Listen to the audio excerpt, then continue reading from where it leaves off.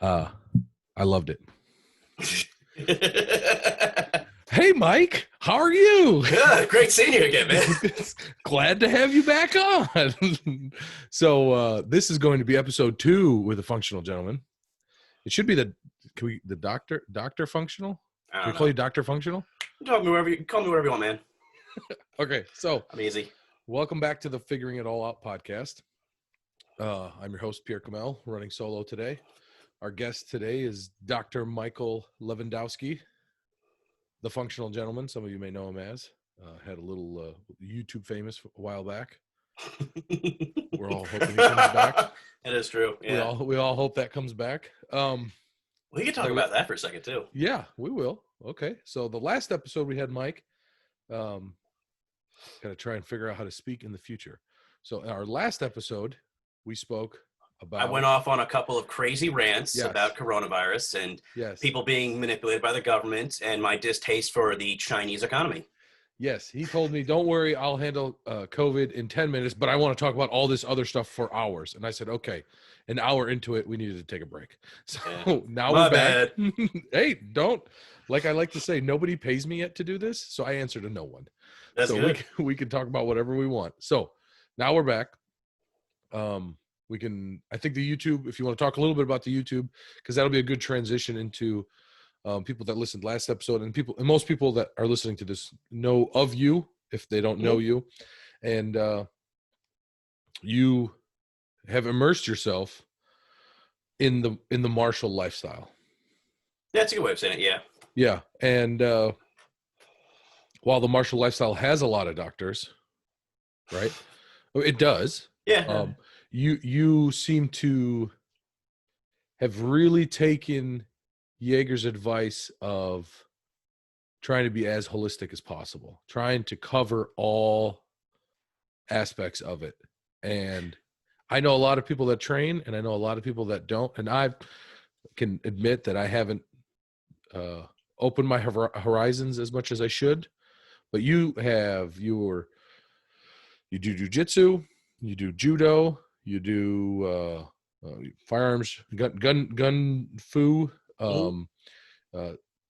Like I said, multiple kinds of combatives. You read, so you work the most important weapon a lot, and not just like this is how you put malaria in mice, but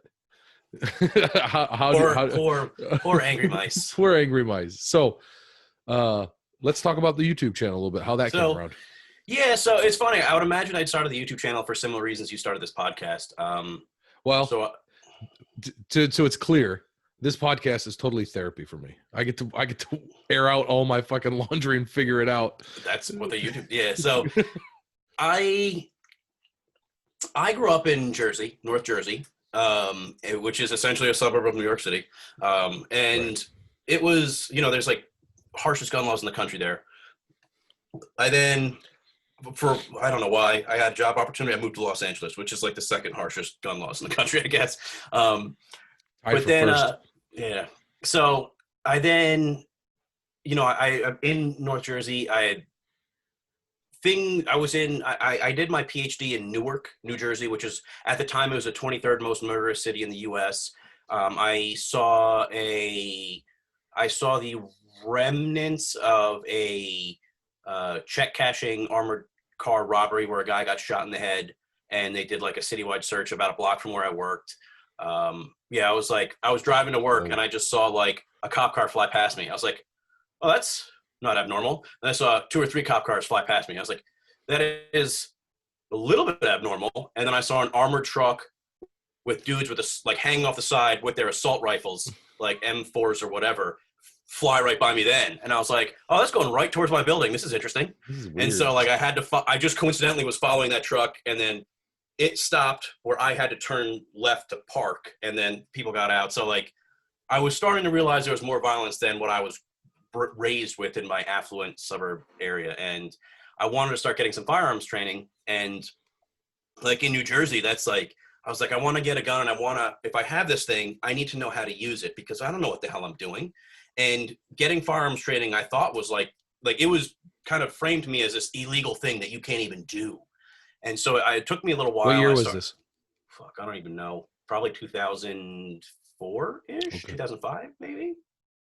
Wait, no, because I graduated. I don't know, 2005 to 10. And so I started. I'm terrible with dates. It's fine.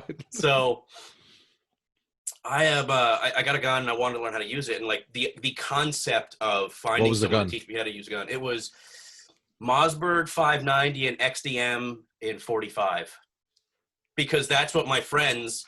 One of my buddies was in the military, and he was like, "Oh yeah, this XDM is awesome because it comes with multiple magazines and a cleaning kit. It's great." And I use the 590 to kill people in Afghanistan, so I know that one works too.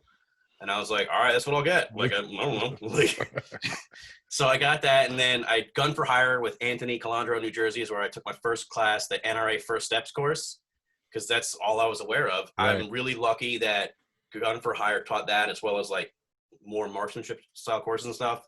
And then so I started learning, and they made fun of me because I was like, I want to do this. Can I do that? Or is that, I'm told that's illegal. Like, what's the deal with that? And they started laughing. They're like, man, you really have grown up in Jersey, haven't you? I was like, yeah, like, oh shit, what do you think? Like, I lived here my entire life, dude. I grew up in Parsippany, come on.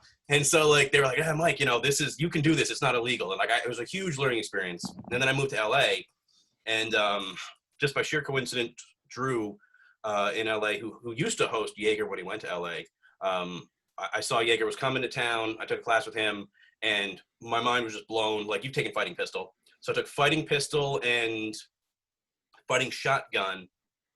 I think he did 2 courses, fighting pistol, fighting shotgun. I did that. A lot of the stuff that he was saying to me was like, that was one of the times where it was, I want to say it was James and Tim the first time out there, I think. Was it Tim? Was this when you did a video by the hill or whatever? This was before that. Oh, this was way before that. And so like, I got like the fighting pistol lecture from James Jaeger, which was like life-changing. And it really like, that's really when I really started on the martial path. And then that's how like I got introduced to tactical response, and he said like, when it's least expected, you're elected. And a lot of these like cliche things that, people say cliche things that he says, but I've really taken a lot of them to heart. And that's, after the class, I was like, James, like, what do I do now? Like, you're gone. What do I do? And he was just like, holy shit. Me and him had that same conversation after I did, which I'm sure I'm not saying we're special. I'm sure a lot of people. Yeah. Yeah. And so like, I went to him, I was like, what do I do now, man? I was like, this is awesome, but you're gone. Where do I go? Yeah. And he was like, oh, Mike, Drew, the host, he has other classes. Go talk to him. He brings out all sorts of good people. If you really like what we're doing, because I was like, what do I do if I get close to somebody and shit like that? He was like, you need to train with Craig Douglas. And so I went over to Drew. I was like, Drew, Craig Douglas, are you hosting Craig? He's like, yeah, he's Edge Weapons Overview. It's in like 2 months. You want to be put on the mailing list? I was like, please. And so like I tied in with Drew, and then like I'm going through these classes, and I'm realizing this whole mythology or the ideology of the gun culture that I was being introduced to was completely different than, what I would see in North Jersey. And it's a completely different world to me. And so I was like, man, like, and I watch YouTube I was like, I need to get a gun. What gun do I get? Like YouTube, Glock, M&P, XD. Those are the 3 choices. And, like Nothing Fancy and all these other people. And James Jaeger, obviously I saw him on YouTube. So that was but I didn't find somebody like me. I didn't find a nerd from, like an affluent suburb of New York. You know what I mean? Right. So I didn't know people like me existed, and I went to train, and by and large, the people that train are the stereotype that you expect, like big burly bearded dudes and like rednecks and like, the very hardline conservatives and stuff like that. But every class or two, there'd be somebody like me, and, there would always, some doctor or a lawyer or something. And I was like, man, I wish more people knew about this. And I want to have an excuse to talk to all these cool role models that I have. So I was like, let me start up a YouTube channel because I'm bored out of my goddamn mind in LA. And so I started up my YouTube channel as purely an excuse to talk to people that I wanted to talk to. It was very, like, I watched Woody's Gamers Tag. Like, I watched Woody's Gamer Tag. And he's like an old school Call of Duty commentator. And you watch, him play video games. He has a podcast, Painkiller Already. It's been going on for like 10 years. And he said, yeah, I wanted to know more about these people that play games really well, and I wanted to kind of be friends with them and have them on my team when we play. So I just started up a YouTube channel as an excuse to talk to them. That's literally what I did. I was like, let me start up this YouTube channel so I have an excuse to talk to these cool people, but I'll also show that there are nerdy weirdos like me in the gun community, Right. and we are not excluded. Like, I thought when I went to my first class, everyone would make fun of me because I'm a science nerd and I'm Right. like some scrawny little kid, you know? And To be fair, there are many places you could have went to train that would have happened. yeah. But you kind of, I don't want to say got lucky, but like No, you it was happened, pure luck. you know what I mean? You happened to go to a place that was like, I don't care what you do. You know what I mean? Like, and so you were very fortunate to start off on the right foot. Yeah. I mean, and I wanted to make sure, like, my entire YouTube channel was like, this is me on my path to learning stuff. And, you know, I would always say at the end of it, the Socrates quote, all I know is that I know nothing, because in the grand scheme of things, I don't know jack shit, but I can tell you the little chunk that I've learned based off of my mistakes, and I can refer you to good people that will teach you more. And my YouTube channel was essentially just an excuse for me to talk to people, make good connections, learn. Like, I had questions that I wanted to ask people, and like I have a couple interviews with like Craig and James and some other people, and that was completely selfish. That was me being like, I have a bunch of questions that I want to ask James. Let me see if he'll do an interview, Right. and we'll put it on YouTube, Right. and that'll give him publicity. But it'll get, because nobody's asking him those questions, it'll give him an opposite like view of that person, and I get to ask my questions. Like, I think Willis, I asked him a bunch of questions in his old building, and I think for a while he was like, "Man, Mike, those are like the best questions anyone's asked me." I was like, "Well, I just wanted to ask you, and you never had any time. So if we scheduled an interview, we could do it." What's cool about our position in the community, right, is like, look, when I sat down with Jaeger and did the episode with him, it's like I was still really nervous, even though we're good friends, right? And but like I know him very personally, so there's ways to like. I don't need to. Hey, what kind of gun are you carrying today? You know what I mean? Like, it's like there's shit that you can get out of the way. So, you being smart and thinks differently than most, you know what I mean? Because he's been interviewed 1,000 times and asked the same, you know what I mean? John, when did you create the micro chest rig or the belt? Or James, what kind of holster do you carry? You know what I mean? You ask different questions, so you got a different result. Yeah, and I mean, everyone was very willing to do that. And I mean, like with one of the questions, and I still remember this. Remember Lance from SOE, Lance Man? Yeah. So I hope he's doing well. I haven't talked to him in a while. But I remember talking to him, and he brought up this idea, and he said, yeah, so he had two boys. And he was like, yeah, so last year I did like a hike in like some national forest with my one son. And then this year the other son, you know, every year I try and make sure we have 2 weeks to go on an adventure. And he's like, and this year I think we're going to rent a sailboat and go from like, California to Hawaii on the sailboat. And that's going to be our 2-week adventure this year. And he's like, and I do that with my kids. And it was one of the most amazing, just the coolness of it, and my respect for him just skyrocketed. Lance. He is a legit killer. He has just suffered through so much pain with like the explosion and like all the stuff with his back and the stuff that he does. I had a lot of respect for him. But when he just laid that on me, because I forget how it came up, but he talked about that, and I was like, oh my God, that's so cool. I never would have thought to do that. That's amazing. That's such a good thing to do as a role model. Right. 2 years ago, we were at Blade Show. 2 years ago? Yeah, whenever. We were at Blade Show, and John flies out a bunch of people, brings a bunch of people. So Lance was one of the people that came out. And I would argue, like, you meet a lot of cool people at Blade Show. I got to meet Mick Strider. I got all these cool people, whatever. My favorite part of that whole entire trip was, like, sitting at dinner, because, you know, John will put on these big dinners. There's 15 people, 20 people sitting at Ruth Chris or something, and Lance sitting across from me, and me just being me, and Lance laughing his ass off. Like it was there's you get memories with people, and like, and I would just, and it would feed me, and I would just be more obnoxious, and everybody, and we're in the middle of like a really nice hotel, a really nice restaurant. You know what I mean? There's 15 of us goons sitting at this table, and Lance is belly laughing his ass off. You know what I mean? So I miss Lance. Shout out to Lance. Lance has TRB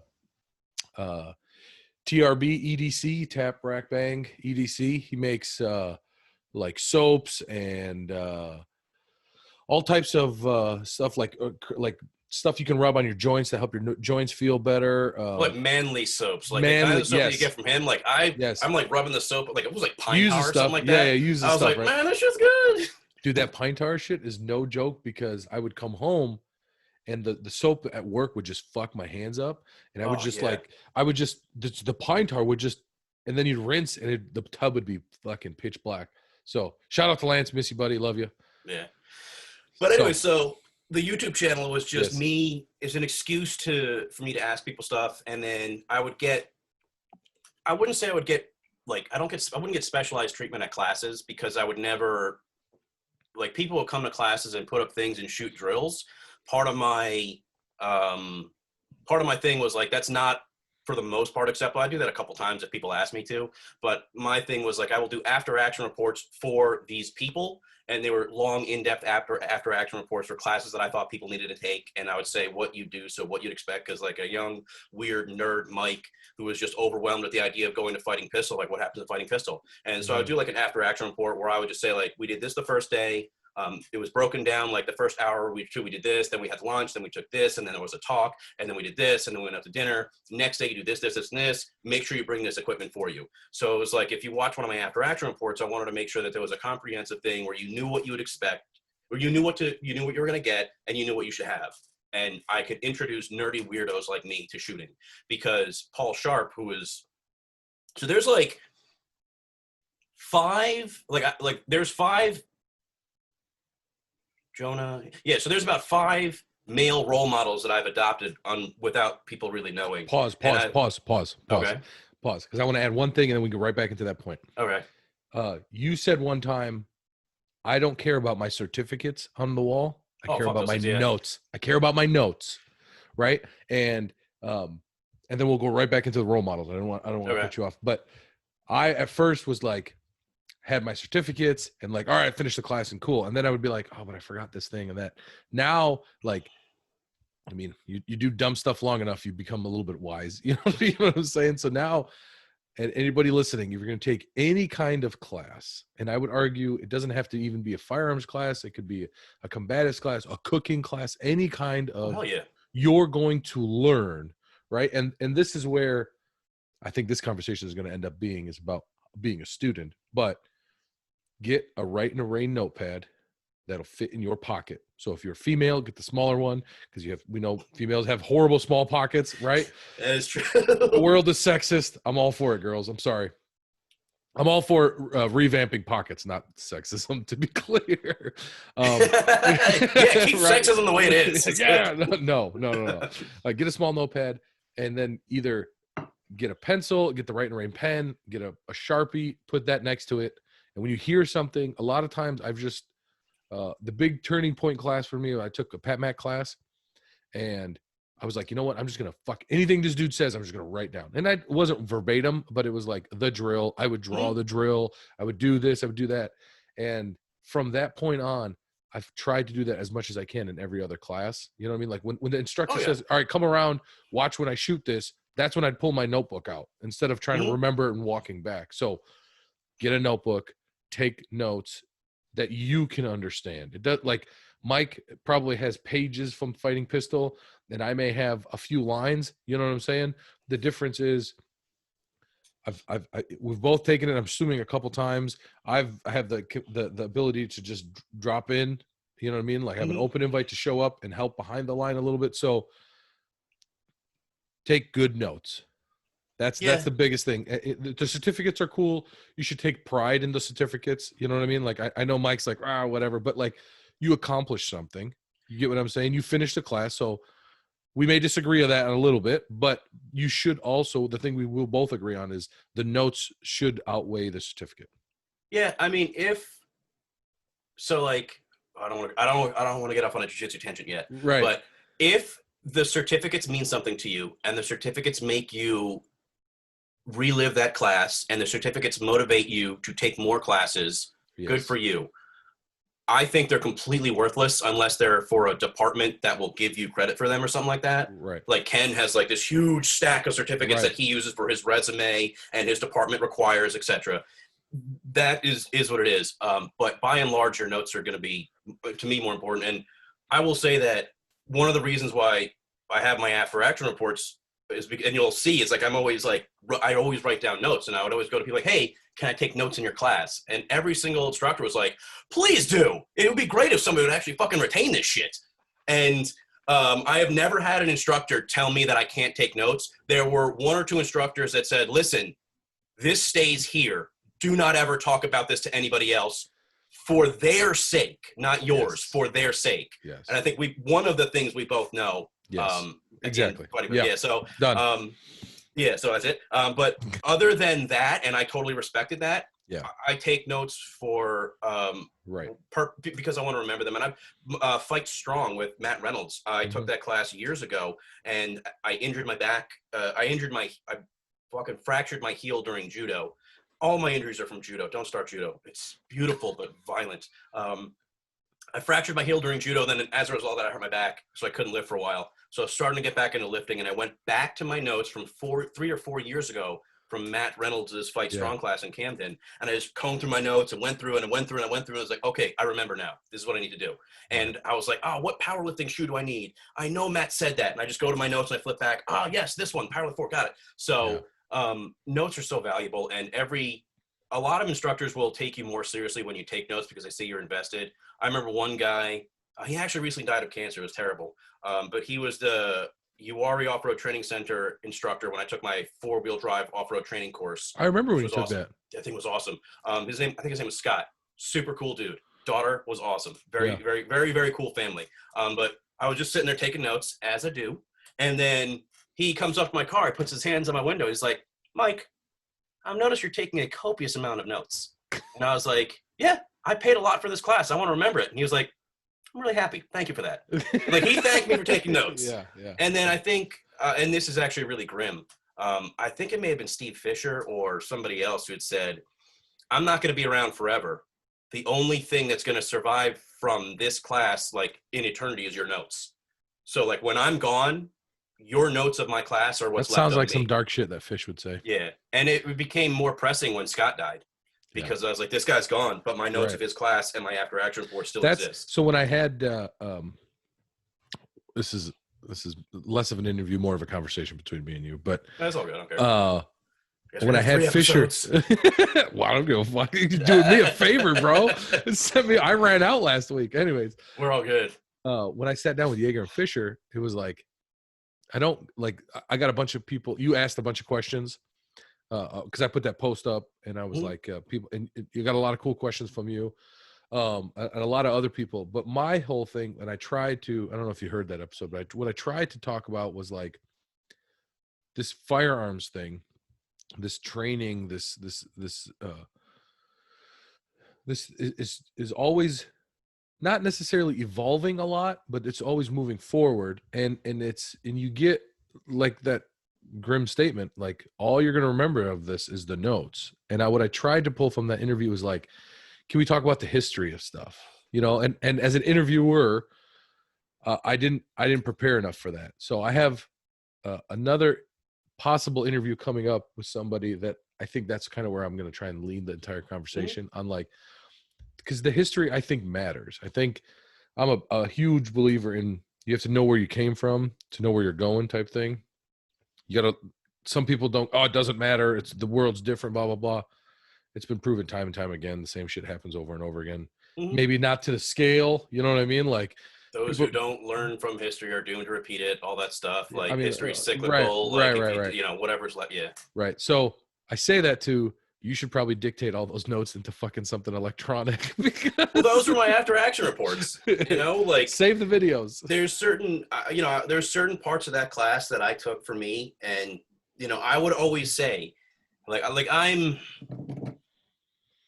maybe I'm an asshole here, but I would always go through my after action report and I would say, if this sounds cool, it is, you need to take the class to get the full experience. And if you don't pay that guy money and support his business, you will never get that experience. And that's on you. It's not my job to give their material out. It's my job to whet your appetite so you go to the subject matter expert and really get something amazing that'll change your life. You can watch the Fighting Pistol DVD 40 times in a row. It pales into comparison across the 2 days. Yeah.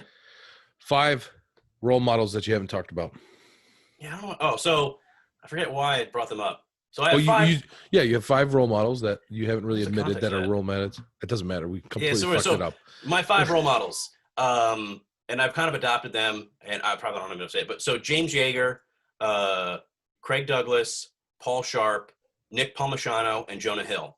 Those are the 5 men that have influenced my life more than anybody else, probably. Not the actor Jonah Hill. Oh, I forgot that guy. Yeah, no. So my wrestling coach, Jonah Hill. I was just like, I completely forgot there was another like, holy shit, you know Jonah Hill? Jonah is like, Jonah is a good He's not man. a short, fat Jew. No, he is a tall, skinny black belt. He recently got his black belt from Hoist in Brazilian Jiu-Jitsu. Holy shit. He's he's one of my wrestling coaches. He is like one of the just best men I've ever met. Like when I'm around Jonah, I'm just like, man, I got to be like that guy, because me not being like that guy is just me not being as good of a person as I could be. He's just one of these amazing people. And like, so like I can give you background on all of them. You really should have Craig, Paul, and Nick on your show or on your podcast, because you know Craig and Paul, like Craig Douglas and Paul Sharp. I know of them. They're trainers. Yeah, you should have them on your show. They're amazing. I haven't trained with Craig yet, and I know you need to. I honestly feel like a shitbag about it. There's not many people that I haven't trained with that I'm like, man, I'm a fucking piece of shit. You know what I mean? A lot of people are scared of training with them. It's not that. Honestly, I have no problem admitting I'm petrified of something, right? Mm-hmm. It's not that. It's just he's a very popular man, and I haven't done enough things to prepare myself to be like ready to hit the button when he's like, I'm coming to Camden, boom. You know what I mean? Like, oh no, that's so wrong. You don't. So we're gonna get into this with the talent code eventually. No. It's not about talent. It's about no. Go on. What I'm saying is you don't learn to read before you go to school. No, right? You're not getting like what I'm you saying. Just gotta just fucking go for it. It's not about that. It's about like, I haven't like I ran out of vacation time, for example. You know what I mean? Like, so like, okay. So it's logistical stuff. That's what's been fucking, it's not like, I know I'm going to go like in the beginning. Okay. So to prove this point more to you, right? When I first took fighting pistol, I would always look at everybody's targets left and right and be like, I'm fucking smoking it. You know what I mean? Like, look how tight my group is, right? A fucking idiot. Then I go take the fight and I just get my fucking, here's your gun. I'm gonna shove it up your ass, hand it to you, right? So then you learn. Now it's like, if I'm not challenged in a class, you get what I'm saying? Yeah. Why am I going? You know what I mean? Like, yeah, so the Craig Douglas thing, like, I can't wait to get my ass. Like, I've never really been in a fight. You know what I mean? I only did jujitsu for Jerry Shoit. You know what I mean? Like, so like, you mean I get to. What was up with that? Why'd you stop jujitsu? Because I'm a fat, lazy slob. Let's move on with this. All right. So Paul, like Craig is awesome. Yeah. Like just, I want to be more like Craig. Paul is just one of the most positive people ever, but Jonah is like, anyway, so you should have Craig and Paul on, and then Nick Palmisano. He is he started Ranger Up apparel, military MMA apparel. Yeah. And then with Tim Kennedy, probably, I think. Okay. And then he cornered Tim Kennedy in the UFC. And I don't know if he's still a part of Ranger Up, but I know he started Diesel Jack Media. He does a lot of stuff. He's done a couple podcasts.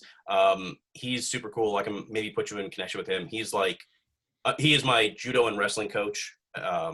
He's like, he has an amazing family. Him and Susie and the family are like fucking awesome. Super cool. I also feel like, to be completely honest and fair, and maybe I'm wrong with this, but like, I feel like to get an interview from people, to have a proper interview with people like Craig and Paul and stuff like that, I at least owe them going through the class. Yeah. You see what I'm saying? Like, I would agree with you, but it's also, I'm hoping that you talk to them and that motivates you to go to their class. Right. The motivation to go to the class is there. That I promise you, right? It's just like, I feel like certain people, like, it's like, how can I, like Fisher, right? Like I got a couple episodes out of with Fisher, and me and Fisher have a friendship, and we talk about cooking a lot offline and stuff like that. But it's like, I could have, hey, can we just do this Zoom call thing? You know what I mean? Like, yeah. And it's like, and he would have. I know he would have, right? But it's like, let's do the first episode at least after day one. You know what I mean? And so those dudes, I have to make it a priority for me. You know what I mean? Okay. I have to move it up the priority list, is what I should say, to get Okay. with those guys, because I'm not There you afraid go. to get my ass whooped. You know what I mean? Okay. Like, but That- and I know if I leaned on you, like, hey, can you please talk to Craig? And you would call Craig and be like, look, I've got a friend. He's got a small podcast. Please go sit down with him. Craig's gonna be like, for you, okay, I'm not gonna say no. And then I'm gonna be like, so tell me about your class that I've never taken that I don't know jack shit about. You know, like. I mean, you should not talk so that I apologize. That was me misinterpreting what you were saying. Yeah. But also, that's not why you should talk. Like I want you to have a podcast with them eventually, but I don't want you to talk about ECQC with Craig at all. Of course, it's just I want you to talk fashion, about style, how to cook a steak, yeah, man, shoes and leather. I want I'm you to with talk you. to his dogs, 100% with you. Gunther, the cutest fucking dog. I'm 100% with you. Yeah, maybe in the future we'll sit down, and if we can work it out, it'll be like the three of us. We'll do like a Zoom call, something like this. Yeah, we We can talk about how to cook a steak. But Paul Sharp, Craig Douglas, I'm trying to get you back on track. Yeah, Nick and Jonah and James. Yeah. So like those are I don't know why I started this, but so those are like my male role models that I've kind of adopted. I've learned a ton of stuff from them, kind of unwittingly.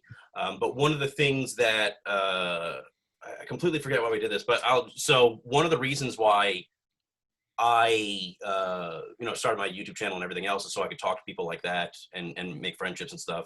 But they have influenced me so much more, just by like me reaching out and talking to them and having like the classes with Paul and Craig, and then the YouTube channel to kind of talk with them more. I've just learned so much more from them.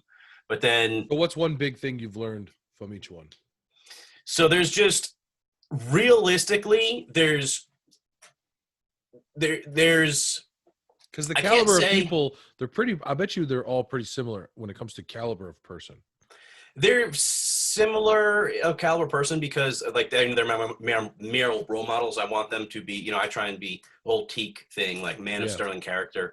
But what I've taken from them is just so many different things. Like if you look at James, like the headstrongness, like when it's least expected, you're elected. When you say someone should do something, that's you need to do it. Like taking action on things, like that started with Jaeger. And like there's, he's influenced me in a ton of different ways. Like for instance, with Jaeger, something that I don't think I've ever even told him, I am okay having kids because of James. Because previously I didn't want kids. I was like, I'm too much of a fuck up. I can't do this. I don't know. They'll be annoying. Like, how am I going to handle kids? I don't know. But then like, I remember we were in Camden and we went to El Vallarta and there's a big class there. And how classes are, like everybody wants to talk to James. Everybody's got to ask him some ballistics question or something like that. Yeah. And like, everyone's trying to talk to James, and James just out of the corner of his eye sees like a local student of his or something like that. And he's like, hey, what's going on, James? And then his daughter hops out, like he pulls his daughter out of the car seat and she's like, he grabs his hand, starts walking over, and James just like parts from the group and just like goes over to this dude. He's like, what's up? And he calls her by her name and he's like talking to her. He's like, hey, and like the guy is going in and he's like, yeah, I'm just gonna get some food. It's just us. He's like, oh, cool. So you're gonna sit with us then. And like we go in, like the girl plops down next to James and he's like talking to her the entire time. And I was like, man, this legit badass is like obviously just like hyper focused on this kid. And it's like not like an inappropriate way or anything else. Like he's just doing like the most wholesome, cool thing. And well, that was wrong. Not inappropriate, like obviously James would not do that, but like inappropriate isn't like cursing and saying violent stuff, like mature-wise inappropriate. He was being like totally like age appropriate with this girl and like just being so cool. And I was like, man, that's pretty cool. Like I need to reevaluate what I think about kids if there's such a big deal to James. Have you listened to the episode between me and James? And it's okay if you haven't, obviously. I listened to so back to the Steve Fisher James one. I don't think you asked any of my questions. I think I asked, maybe, I don't know. But yeah, so I listened to that one. I think I listened to the one with you and James. So he told me long time ago, and we talk about it in that episode, of like, write down all the life lessons that you learned, all the positive memories you learned, and like have this notebook. And then like when you come to these points in your child's life, you know what I mean? You have kind of like I definitely don't remember that. Yeah, I got to finish that one then. Finish that one. But when it comes to James, like, I don't think I've ever seen somebody, I mean, I don't want to say it like that, but like when it comes to family, when it comes to children, when it comes to raising, and I don't want to say the word men, but when it comes to raising positive influences in the community when it comes to raising Mhm. human beings to Good be humans, yeah. good humans. You know what I mean? Like that dude, like, and it maybe from he had maybe not a great childhood, you know what I mean? So he made a point to do better, right? But like there's not many people in this world that I reach out to for advice when it comes to life, you know? And he is one of those dudes that like at the top of the list of like, hey, are you in town? I need to come. You know what I mean? I find some excuse to go out there. I got to go drop something off to somebody, but I need you for like an hour to talk about whatever. You know what I mean? Like, and like, James, this, and he'll be like, okay, sit down. You know what I mean? Put your notebook, blah, blah, blah, blah, blah, blah, blah, blah. You know what I mean? Like the whole podcast thing, the whole like, I mean, YouTube thing for you, you know what I mean? Like he's a very good motivator, and he'll do whatever he can in his power to help you. Yeah. It's kind of my tangent. Go on, sorry. Yeah, no, he's super generous. And I don't know. Yeah. Something that drives Edie nuts is that like a bunch of people have screwed over James, and he's always just like, I'm not going to let them change me. Like, fuck them. Right. That's their problem. And that's something that I reinforced in 7 Habits of Highly Effective People when I read it, about letting other people's you can't let other people's weakest characteristics, them being shitty, untrustworthy, etc., run your life, because you need to be above that. And like James was like something that really, you know, pushed that on me. Then, so if we're going on this, probably the next person I met was Craig. I've been friends with Craig for a while now. He's just like everything. So when you say friends, to be clear, when you say friends, you're friends with him. I would certainly hope that they are my friend. I consider them my friend. They consider me my friend. Like, I'll text them, I'll talk to them, I'll DM them, and they'll respond to me. I'm just not the kind of person, like, you know, I'm a piece of shit when it comes to keeping in touch with people. Like, I just live my life, and I do a lot of weird stuff, and I'm all over the place. So I just don't text people as much as I should. And I also, with them being as prominent as they are, I always feel like I'm bothering them when I'm texting them. Right. Like, you're like, oh, I messaged Steve Fisher about cooking. Like, I would, if I messaged Craig about cooking or whatever else, I'd feel terrible about it. Yeah. However, there are a bunch of times where I don't care if people think it's slightly gay. Like, every now and then I'll take a picture of like I'll wear like a plaid blazer that I got, and I'll like or like some sort of blazer that I got, or I'll tell oh man, my wife got me some Allen Edmonds shoes, and I texted him a picture of me wearing them. I was like, dude, these things are fucking awesome. Have you seen these? He's like, oh yeah, I told Edie to get them for you. I was like, shit, man, that's awesome. Like, that's not gay, you know. We're just texting each other pictures of each other dressed in different outfits. But what's cool about that? It is pimp. And what's cool about that is like, guys like that, all they ever talk about 90% of the time is like, here's a joke that it's not really a joke. I hope it happens. But John Willis was like, I'm going to bring all the top trainers in. I'm going to bring Fisher, Costa. I'm going to bring Haley in, bring Jaeger in, Craig. I'm going to bring all these dudes in and charge, you know what I mean, $1,000 a student, right?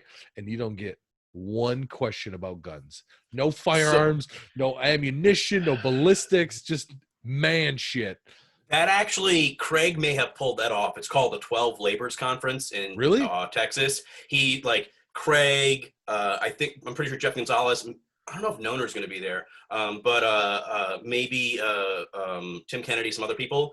12 Labors Conference. And he's like, yeah, we're going to talk about cooking. We're going to talk about cocktailology, and we're going to talk about how to pair like your tie with your, with your shoes. I fucking and like, love he was it. like, that's all we're going to do. And I was like, oh fuck yes, Craig, I want to go. So Fisher hates sous vide meat. He thinks it's called. Well, I mean, I know. He's like, you're boiling meat. I was like, dude, it's awesome. And every it's like single, easy. I get him every fucking time. I'll boil it and then I'll fucking crust the thing so it's perfect. And I'll send him a picture of it sliced and, you know what I mean, juice is running out and salt. He'll be like, that looks delicious. And I'll be like, I boiled it. He'll be like, fuck you. It's so easy and it works. Like, I'm doing my meal preps for the week right now. I have a couple London broils in the sous vide cooker, and they're going to come out more tender than they would be if I dry cook them. Yeah, they're great. Sous vide is great. We're fucking. Craig does sous vide too. Yeah, I know. So does Fisher, but he won't admit it. Anyways, so and if he doesn't, I'm saying he does. Yeah. All right. So Craig. Yes. Right. I gotta go. So Craig, I've learned from Craig you have to be the entire package. Like, you have to present yourself well, and you have to communicate well, because like you can. Like, I went off on this whole fucking 5'11" was pissed off at me for like a good 2 years, because when I put this video out about how, like, remember this, stop wearing 5'11". They sent you a bunch of shit. Yeah. So I'll get into this. So I made a video about stop wearing 511s. They're shit. You look like a cop. Like, if you wear stuff that's issued to police, you look like a cop. Wear, like, cool pants instead. Like, the coolest pants ever. Some goofy thing. Right. And I made a joke about it because people that look tactical wear 511 pants. And it's funny because those used to be, 511 is like the climbing rating for, like, difficulty in climbing, and they used to be rock climbing pants. Right. But police adopted them. So I was like, if you look like an off-duty cop or you look like a cop, you know, it doesn't help you blend in. So wear something that you get at REI. And it got, like, a shitload of views, and I got no less than like 15 or 20 emails from 511 representatives being like, hey, we saw you have this video being very critical of our product. Would you be willing to try something? And I was just like, I'll try a product if you want to send it to me. I'm going to review it as harshly as I possibly can, and you have zero input in it. And about 15 people went by and gave up, and one guy was like, dude, we have this new product, and I think it's really going to work for you, man. Try it. Just do whatever. You can even mention my name. It's all good. So I tried it, and I was like, these are not bad work pants, but I've seen a lot of cops wearing these, so don't wear them if you want to blend in. I was like, but as far as work pants go, I actually kind of like them. Yeah. And, like, just we're doing stuff outside and stuff, and I kind of tore into them. But, like, yeah, 511 was pissed. But the genesis of that was, like, there's something else. But, like, you don't want to look like an off-duty cop if you're trying to blend in with the world. When I'm going to a dinner at a place that, like a charity dinner that I have to wear a tuxedo, or it's like, you know, black tie required, I'm not going to wear 511 pants. You have to blend in there, but you still have to be just as dangerous. So you have to really present yourself well and communicate well and come off well. Like Craig he'll be in, it was, somebody else said it too, but I called him a silver-tongued devil because, like, he will just manipulate your mind with how he talks. And, like, he's so good at it. And, like, we'll be talking, and I'll know what he's going to do to me. I'll know exactly what he's trying to do. And I'll be like, I'm not listening to you, Craig. I know what's up. Like, and then he'll just mind fuck me. And like, God damn it, he did to me again. But, like, you have to be the full package, and you have to blend in everywhere. You have to be very Bond-like, but in a real manner. And I learned that from Craig. And, you know, I message him all the time, like, you know, like, hey, man, I'm trying this. Like, every now and then I'll rip on him because he doesn't wear boutonnieres. Craig, if you listen to this, wear a fucking boutonniere. They look awesome. He always wears pocket squares, and he's just like, man, I'm going for like a Mad Men kind of look. Or was it the Mad Men? Is that advertising show? Yeah. Mad Men? Yeah. And I was like, dude, just put a fucking boutonniere on. It looks awesome. And he's like, Mike, a boutonniere doesn't feel this. Like, it fucking ain't fits with it, Craig. Like, You've so far screamed in the last 2 hours about two things: Craig Douglas not wearing a boutonniere and people to wear masks. I just want to know. I just want the world to know where your passion lies. Boutonnieres are the shit. If you go to gentlemansgazette.com, they have cloth boutonnieres that you can put in, all different kinds. I like the Edelweiss and the blue cornflower. If you don't send this to Craig just so he can hear this. No, maybe. So I was going to grab a couple of boutonnieres and send them to him, but I didn't know if that would, like, irritate him. So, because I was going to get a couple extras, and I was like, Craig, you need these. If it does bug him, you should do it. I know. Like, that should be the reason why you do it. Yeah. Move on. We got it. Craig Douglas doesn't wear boutonnieres. Paul Sharp. Paul Sharp is one of the most positive people I've ever met. He has a positive mentality. He is the embodiment of positive mental attitude. When I met Paul, I took MDoc. The first time I met Paul, I took MDoc, and this was right after he had his aneurysm. So I think Paul Sharp did a podcast with Danger Close or Coming in Hot or Cleared Hot with Andy Stumpf. Yeah, I think he did a podcast with him, and he's done a couple other podcasts, but that podcast, he really dove into his aneurysm and how he was having an aneurysm for multiple days and was, like, going to the gym and fighting. And he was he drove himself to the hospital with, like, blurry vision and migraines, and, like, crashed into the ER door and, like, climbed out and was like, they got a stretcher, and he was like, oh, fuck that. And, like, amazing story. But anyway, so Paul was on blood thinners and stuff like that, as you are after you have an aneurysm. Yeah. And he just could not, like, perform. Like, Paul used to be, like, 280-pound strongman, jiu-jitsu black belt, cop, like, fucking force to be reckoned with. And then he had an aneurysm, and he had to change his lifestyle a lot. And he went from being like, yeah, you can't just mentally push through things. You have to take care of your body, accept what you have to do. He also should have been dead. Like, when you have the aneurysm that he kind of had and treat it the way he treated it, he should have died 5 times. He should be dead. Thank God he's with us.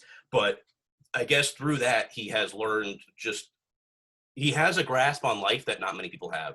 I don't know if it's because it's his second chance at life, but he just has the most amazing mental attitude ever. Paul is I talked to Paul.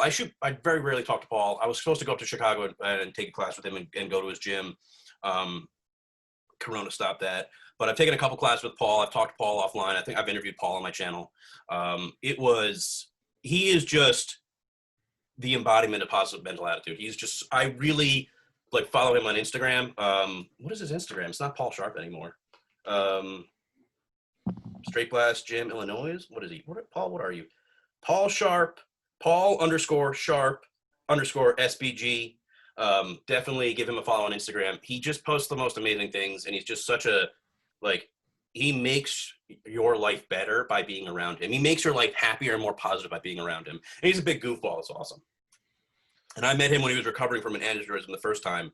And I saw how messed up he was. And he was trying to do stuff and he was struggling, but he still made it out and he still worked with us and he still tried. And then I took Realistic Expectations and Violence with him. That's actually one of the reasons why I don't post videos anymore with that fucking video and YouTube's treatment of it. Great video. YouTube is a piece of shit. Don't want to get on that tangent yet. Paul is super cool. Watch my interviews with him. He's just an amazing person. Friend him and take a class if you can. If you are in the Elgin or South Elgin area of Chicago, stop into his gym, Straight Blast Gym, Illinois. Take a class with him. Your life will, I guarantee, will be better just being around him. And, I've taken with him. I was I need to be a more positive person because I used to be very angry. Not a lot of things, but I really need to be a better person mentally. And I want other people to say about me what I say about Paul. Mike is really positive. He's enriching my life. I want to be around him. When I have a problem, Mike gives me good perspective and he gives great life advice. And he's just no matter what's going on, I know Mike will make it better. You know what I mean? That's what I want people to say about me because I say that about Paul. And that's, I emulate him in that way. Talk about James, Craig, Paul, Nick and Jonah. Nick's left. Yeah. So Jonah is let me tell you a story about Jonah. Jonah is my wrestling coach and he's just an amazing man. I remember the way wrestling is scheduled, so he's an amazing black belt, by the way, as well. Very, very deservedly got his black belt last year. So he teaches the wrestling program at my gym. I think at 5 to 6, there's kids wrestling. From 6 to 7:30, there's adult wrestling. And so I'm always there at the tail end. I mean, I'm stretching out. I'm getting old and beat up, so I got to loosen up before I do things. How old are you now? I'll be 36 this month. And my Happy mileage birthday. is, my mileage is starting to show. But so anyways, I'm around, I'm listening to him talk to the kids and all the kids circle up and he's just being an amazing guy with the kids. He's just so cool, so patient, so awesome. And then the kids sit down and he's all right, everybody, what are your goals for this week? He's what? And all the kids are what are you talking about? I you guys have some goals. I want you guys to have some goals. We're going to start working on your goals now. What are your goals? And they don't have to be wrestling related. If you want to do wrestling, that's awesome. If you want to work on take your goal this week is to attempt 3 single leg shots just in general in your house, wherever. And, 3 single leg shots per day. That's a goal. That doesn't have to be wrestling related. It could be athletic. Maybe you do some chin ups. It doesn't even matter. Maybe it's social. Maybe you invite a friend over. You try and make a new friend. What is your goal this week? And next week, we're going to follow up and make new goals. And all the kids went around and they talked about their goals and he helped them formulate good goals. And I'm just sitting there listening, just God damn, man, this guy is way too good of a human being to hang around me. And he's just this amazing guy. And then the next week comes, and I said, Jonah, that was super cool, man. He was it's all good, Mike, you'll get there, blah, blah, blah. And every time I've fucked up wrestling, which is a lot, he's always there to help and explain things. He's super patient. And then the next week, the next class, he just remembered everybody's goals. And it's how was that goal? What'd you do? How'd you work on it? He's just this amazing positive force in the world. And he's very very good at teaching people. He's also a history teacher and he coaches junior high school wrestling. Jonah is the best teacher ever. I was going to say, he sounds like a really good teacher. Mm-hmm. And then you mentioned he's a history teacher. So people that have that skill, I think there's a difference between an instructor and a teacher. Mm-hmm. And I think people that have the skill set of a teacher are able to impart influence on others, positive or negative. Yeah. And he just has this amazing level of patience and coolness and knowledge to him. And his work ethic is unreal. I remember I remember when Jonah knew he was going to get tested for his black belt. He worked with Nick and Matt, who had cornered Tim Kennedy in the UFC, and they're both wrestlers and boxers. And Jonah knew that he was going to have to. Part of the black belt test in our organization is you're going to get the shit kicked out of you. There's no way around it. And Jonah was like, okay, Matt and Nick, I want you guys to like start mounted on me with gloves and just beat the shit out of me. And I got to get up and get to a position of dominance. And he did that for a solid year. Damn. Every day on every Monday that I saw him, He would teach wrestling or teach history. Then he would come teach kids wrestling. Then he would teach adult wrestling. And then after that, he would wrestle with us sometimes just to get his reps in, teach us some moves that he was working on, his amazingly good Russian tie that I've been working on forever and I still can't get. And then he would work with Nick and Matt about just getting the shit kicked out of him. And then he would sprint back and forth to make sure he got his cardio in. His work ethic is like nothing I've ever seen. And, I had said multiple times to multiple people, I was like, if Jonah doesn't get his black belt, I will never even attempt the test because there is no way that I will be as good at jiu-jitsu or self-defense or whatever else as he is. And his work ethic is just amazing. And he's always, there's always those people that are working really hard to do something. And when you talk to them or when you need help, they act bothered. Like Jonah was always willing to help out anybody with anything. Like, he's like, you need help? Yeah, let's do it. Like he's just such a good human being. And like, I just want to be that man where I'm just like, yes, I am a good, helpful, awesome person. And he's the one I'm pretty sure that actually recommended The Talent Code to me, I think, to begin with. And that's probably one of my favorite books ever. We should talk about that maybe in the third episode books. But Nick? Yeah, Nick. So Nick is... And then we're getting into books. Okay, so Nick is, as I was saying, I think he started Ranger Up, military MMA apparel with Tim Kennedy, I believe. Range 15, that movie, he was in that. He's a West Point graduate. I know he wrestled at West Point. I think he got his judo black belt at West Point, maybe. He's a judo black belt. He's also a phenomenal wrestler. He's awesome because he's just like this amazing family man. He's amazing with kids. He teaches wrestling and judo. He's extremely tolerant of me. He has entrepreneurial skills. Tolerant of me. Dude, I ask so many fucking questions. He's an entrepreneur. Yeah. Entrepreneur. And like I've asked him business questions and he's very, very, very savvy with answering business. Like I was like, Nick, this happened at my job. I got to meet with a new boss. So, like, I'm not really sure what to do here. And he'll be like, yeah, that's what you do. You do this, this, this, and this. Make sure you frame it like this, bring this up. He just gives great, like, life advice. He's been through quite a lot. His family is amazing. They have him and Susie have like a fucking army. I think they have like 6 kids. He's just like, his family's awesome. He's always making time for his family. I remember I was talking to him one time and he was like, oh yeah, Thursday's date night. Or he said something, He's like, that's date night. Me and Susie always make sure we have one day to ourselves. He's just like, I don't know what I've taken from Nick. Like I've taken a shitload of judo advice, a shitload of wrestling advice. He's very just like, put your head down, be stubborn, and just drive through everything, both on and off the mats. And his like stubbornness and familyness and his ability to tolerate people is awesome. Another thing that I think is awesome about Nick, and I try to have this in myself, is that Nick is a legit killer, former Ranger. Like he's told me stories of things that he's done that are impressive. He cornered Tim Kennedy in UFC. He's competed high-level judo. I think he competed with Jimmy Pedro. If you don't know that, like, that's something impressive. Yeah. He's competed with some of the best people in the world in judo, literally some of the best people in the world in judo.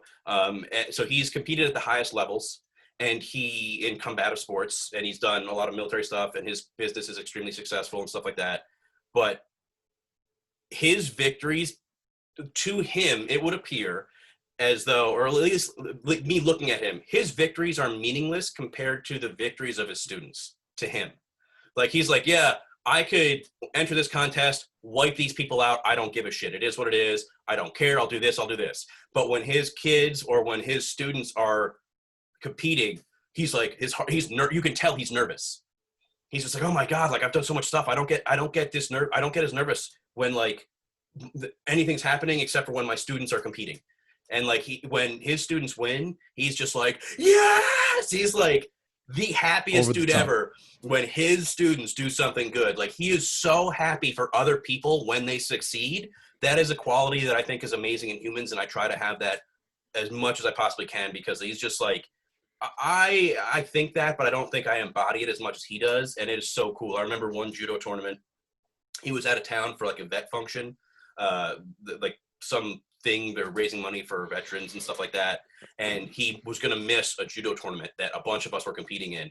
And I remember his wife was there, and she just kept picking up the phone, like, "Yeah, Nick's calling again. Nick's calling again. Nick asked how you did. Hold on, I got to tell Nick what you guys are doing." Like, it was, and That's like awesome. he was like, probably wearing some $500,000 suit at some function somewhere, getting, wined and dined with all these Right. famous people. And he's like, wait, how did Ray do? Did Ray get disqualified? How? It's like, Yeah. that's what he was doing. He's just, I don't know. There's something about those guys that, like, I haven't been able to figure it out, but they all have these characteristics that I just kind of amalgamate into this, like, amazing human being that I want to be.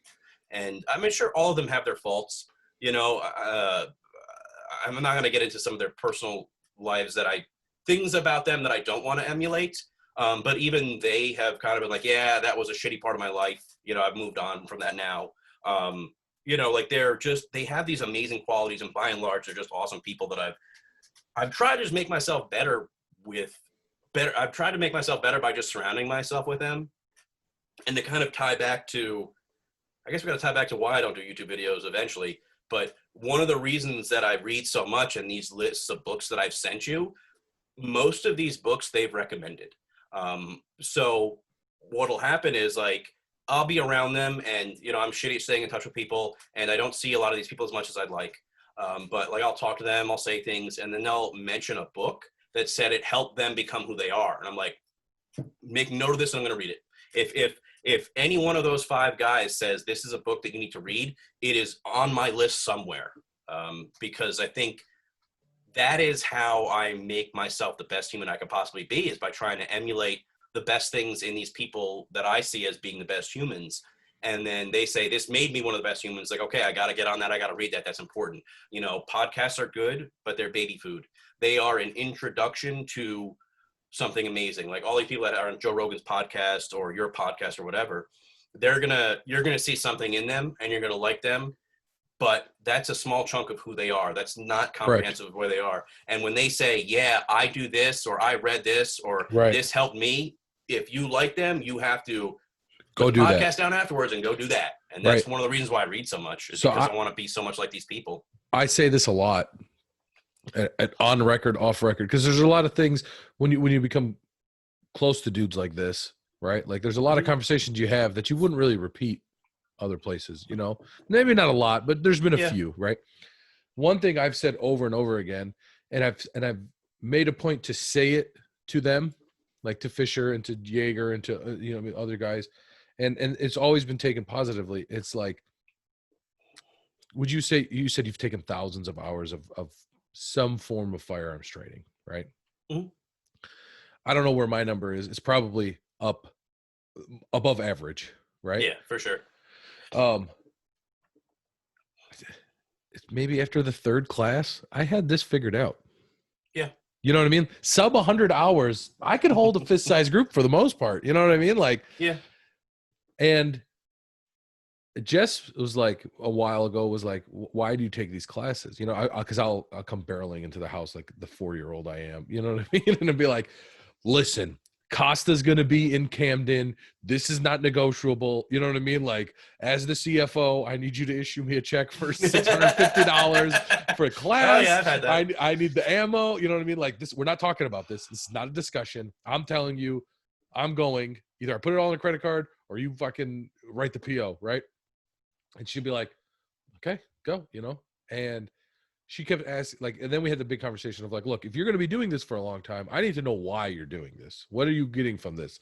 Like, I've seen you shoot, motherfucker. You can shoot. And I've said this millions of times. It's not about the gun stuff. More times than not, I learn life lessons being around these people, right? Oh, yeah. And I learn, and I'm not trying to say like I'm buying this life lesson with this firearms class, but it's just like they're human. They're they've accomplished extraordinary things, all of them, right? And they remember when there was a time where they haven't and how they got there. So they're able to impart wisdom from experience a lot of times. So stuff with Jess, you know what I mean? Like, man, I'm having this is the issue at home or whatever, you know what I mean? Like, not that me and Jess have issues, but if you're an adult and you're with another person, there's going to be bumps in the road, you know? So like, how do you learn? How do you you can learn by experience, or you can learn by listening to somebody else telling you what they did. So I'm kind of rambling right now, but my point more is I enjoy having these mentors in my life because they force you to be better. Because if you decide not to be better, you're not going to be around. And you may be around, but then it's going to be like, I'm not going to say no to taking your money for the most part, right? Shoot the class, but you're not going to have these crazy in-depth conversations about whatever it is. And it raises your standard as a being. So when I have conversations, kind of going down a tangent now, but like with people that maybe don't agree with firearms, it's like, I struggle explaining to them the importance of it, of yes, this piece of metal is meant to protect, this piece of metal is meant to take a life. The intentions in which the life is taken, you know what I mean, could be protect, it can be used for evil, it can be used for good, right? But it's past that at this point. It's more of I learned how to be a better partner to Jess. I learned how to have a better home. You know what I mean? I learned that like we bought this house, and every other house we ever had growing up always had fire extinguishers around. You know what I mean? I move into this house, I'm like, where are the fire extinguishers? Oh no, motherfucker, you got to buy those. Oh, well, what's the rating of a fire extinguisher? You know what I mean? Like, it's just shit that you wouldn't think about learning from these people. Now I know I have one in every room, and I have one in the kitchen, and I have one here, and I have one there. I kind of rambled a little bit. Yeah, no, I mean, that's good. I agree with you, because a lot of I'm very privileged in a lot of ways, in that, like, you know, like I'm an upper class, goofy looking white guy. You know, I have friends who I've seen the effects of like people say like white privilege doesn't exist. And, you know, that's totally not true. Like, I've seen it in place. It's awesome. I fucking love it. I always say, like, I have like one of my buddies one of my buddies is like, I have one guy who's like, oh yeah, white privilege doesn't exist because I get treated like this. I was like, no, you're just an asshole, dude. Like, right. It's like white privilege totally exists because like when we're out, like if I'm out with certain friends, when shit goes down, they're like, Mike, you need to talk to the police and handle this. Like, we're not doing that. I was like, don't worry, guys, I've got this. I didn't know I could do that, officer. Remember that Dave Chappelle skit? Yeah, that's sorry. I didn't know I couldn't do that. I didn't know I could do that. Oh, well, don't do it anymore. I'll go away. So, like, you know, like, I've had a very privileged life in a lot of different ways, and I don't have these experiences that these guys have had. So, rather than me learn, like, there are certain lessons that I would just never learn because I'm never going to put myself in a specific situation. Correct. But these guys were in these situations, like, so Jonah and Nick, they're not like law enforcement or anything, but like James, Paul, and Craig were all undercover cops. Yeah. So as far as firearms training goes, I want to learn from them because they know, like, I could learn from a SEAL or like a Delta Force guy how to shoot great and do all this other stuff. They have a lot of great technique, maybe, but CONUS concealed firearm training has to be from a dude that lived and breathed it. Yeah, and these guys that have like undercover cop experience, they've had to carry guns in places they're not allowed to carry. That may or may not have been very helpful for me when I lived in Los Angeles. That's a whole nother episode. Eventually. We're not going to talk about that now because I know I'll get you 3 hours on that alone. But I mean, like, they've learned those lessons for firearms training that I need, and because they've done that work. Yes. Just like they have a lot of life experience that I don't have, and I never will because I never grew up in a poor part of Louisiana or a poor part of Tennessee or in the suburbs of Chicago. You know what I mean? Like they're not, I don't know if Paul grew up, regardless, like they have so many life experiences that I've been able to take. And like Edie can tell you, like our lives have been very enriched by the books that I read that they've recommended and by the lessons that I've learned from them. And this goes to jiu-jitsu and wrestling as well. A lot of the lessons that Nick and Jonah have taught me on the mat apply off the mat. You know, just stick-to-itiveness, how we learn overall, resistance to failure, be calm, cool, and collected, take a holistic approach, all these things that you learn in firearms and combatives training absolutely apply over to your normal life. And that's why, Craig makes it a joke all the time. He's like, yeah, the most well-adjusted dudes that I know go out into the middle of nowhere on a weekend, put on fist helmets, grab UTMs and sim knives or knock knives, and they just try and stab each other in the taint and shoot each other in the face as they're beating the shit out of each other. It's like, those are the most well-adjusted dudes that I know because they get everything out there and they just know what's up. Paul says, like, yeah, it took 2 hours for you to bring up the taint, just so you know. It was painful. I had to sleep it in there somehow. I should have worn my taint shirt. Can't put a tourniquet around taint. Yeah. Go on. Sorry, I cut you off. Paul said. But Paul had said one time, and it was very impactful for me. He was just like, yeah, man, I want to be around you guys on the weekends because you guys are spending time out of your lives to pay to learn how to be better citizens because you're more prepared against evil. He's like, the more people that I train here, the safer the world is because if something pops off, I know that one of my guys is slightly more prepared to do something somewhere. And James has said something similar. It's like, these people are all investing in their ability to be better human beings. Yeah. By and large, they're going to be better than your average person. Correct. All right. Or this is are we stopping and doing another fucking episode? No. This one long. We're just I don't give a shit. People can pause it and listen as much as they want. I don't give a shit. Okay. Well, I mean, I care, but my point is the flow of the conversation is going too well. I don't want to cut it off. Okay, cool. I'm also probably going to fucking email you or text you from now on before I get another guest and have you build me this. I'll give you 5 points off the business. You know what I'm saying? Listen, if you're going to do it, you got to do it well. Okay. So there's a reason why I am where I am in my life. I take things seriously. I'm very professional. And I really appreciate it. Go ahead. So I'm going to finish why I don't make YouTube videos anymore. You've got 5 minutes. Okay, so the main reason, because people have said, like, are you going to make another YouTube video? Right. The main reason, no, and I can't, and I don't have time. So the first thing is a lot of my videos, save the world. Yeah, a lot of the videos that I have were just like, I've introduced you guys to some of the best instructors in the world. You need to go to them. That part of my channel is the mission has been accomplished. I'm not interested in looking at new, interesting gear that's out there that provides nothing at all. I've shown you if you want nylon, get SOE. I prefer the leather belts from Mean Gene. I have tested them more than you could ever imagine. Get a Mean Gene belt to put your Filster, Dark Star, holster, Green Force, NSR, whatever holster in, and get your Glock 19, and you are good to go. Like, that's what you need to do to be proficient. Dave Harrington pulls out his Glock 19, and he's shooting like bullseyes at 100 yards. You're fine with a Glock 19. Yes. And so, like, as far as gear's covered, gear's good. I don't need to do any more gear reviews. Yes. More classes and stuff that I would take. I don't have I'm hosting people now. Like, I host people in North Carolina so that I want to make my area safer by allowing people near me to have appropriate training. People are always saying, this is huge. And people are always saying, what can I do? What can I do? What can I do? What can I do? And I don't ever speak on, like, we've been friends on Facebook for a long time, right? And I know you don't go on it a lot, but like, you'd be pressed to see anything political from me because I'd rather have a conversation face to face. But when people say, what can I do? That's a great example of how you change a community from the inside out. And you have to start with you and yourself in the mirror. Once you do that, then you search for a partner. When you search for a partner and you find a person that cares like you are and that makes you better and you can make better, now you've got two people that are constantly trying to make themselves better, right? Always moving forward. Then you have a child or 2 or 7 or none, right?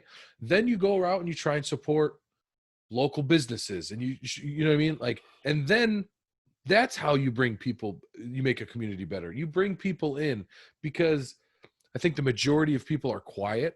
I think the silent majority, you know what I mean? Like, you only hear about the squeaky wheel, and the squeaky wheel on both sides kind of cancel each other out. Like, and you kind of hear the majority of what's out there. You know what I mean? Like, insane left or right wing people usually aren't very quiet.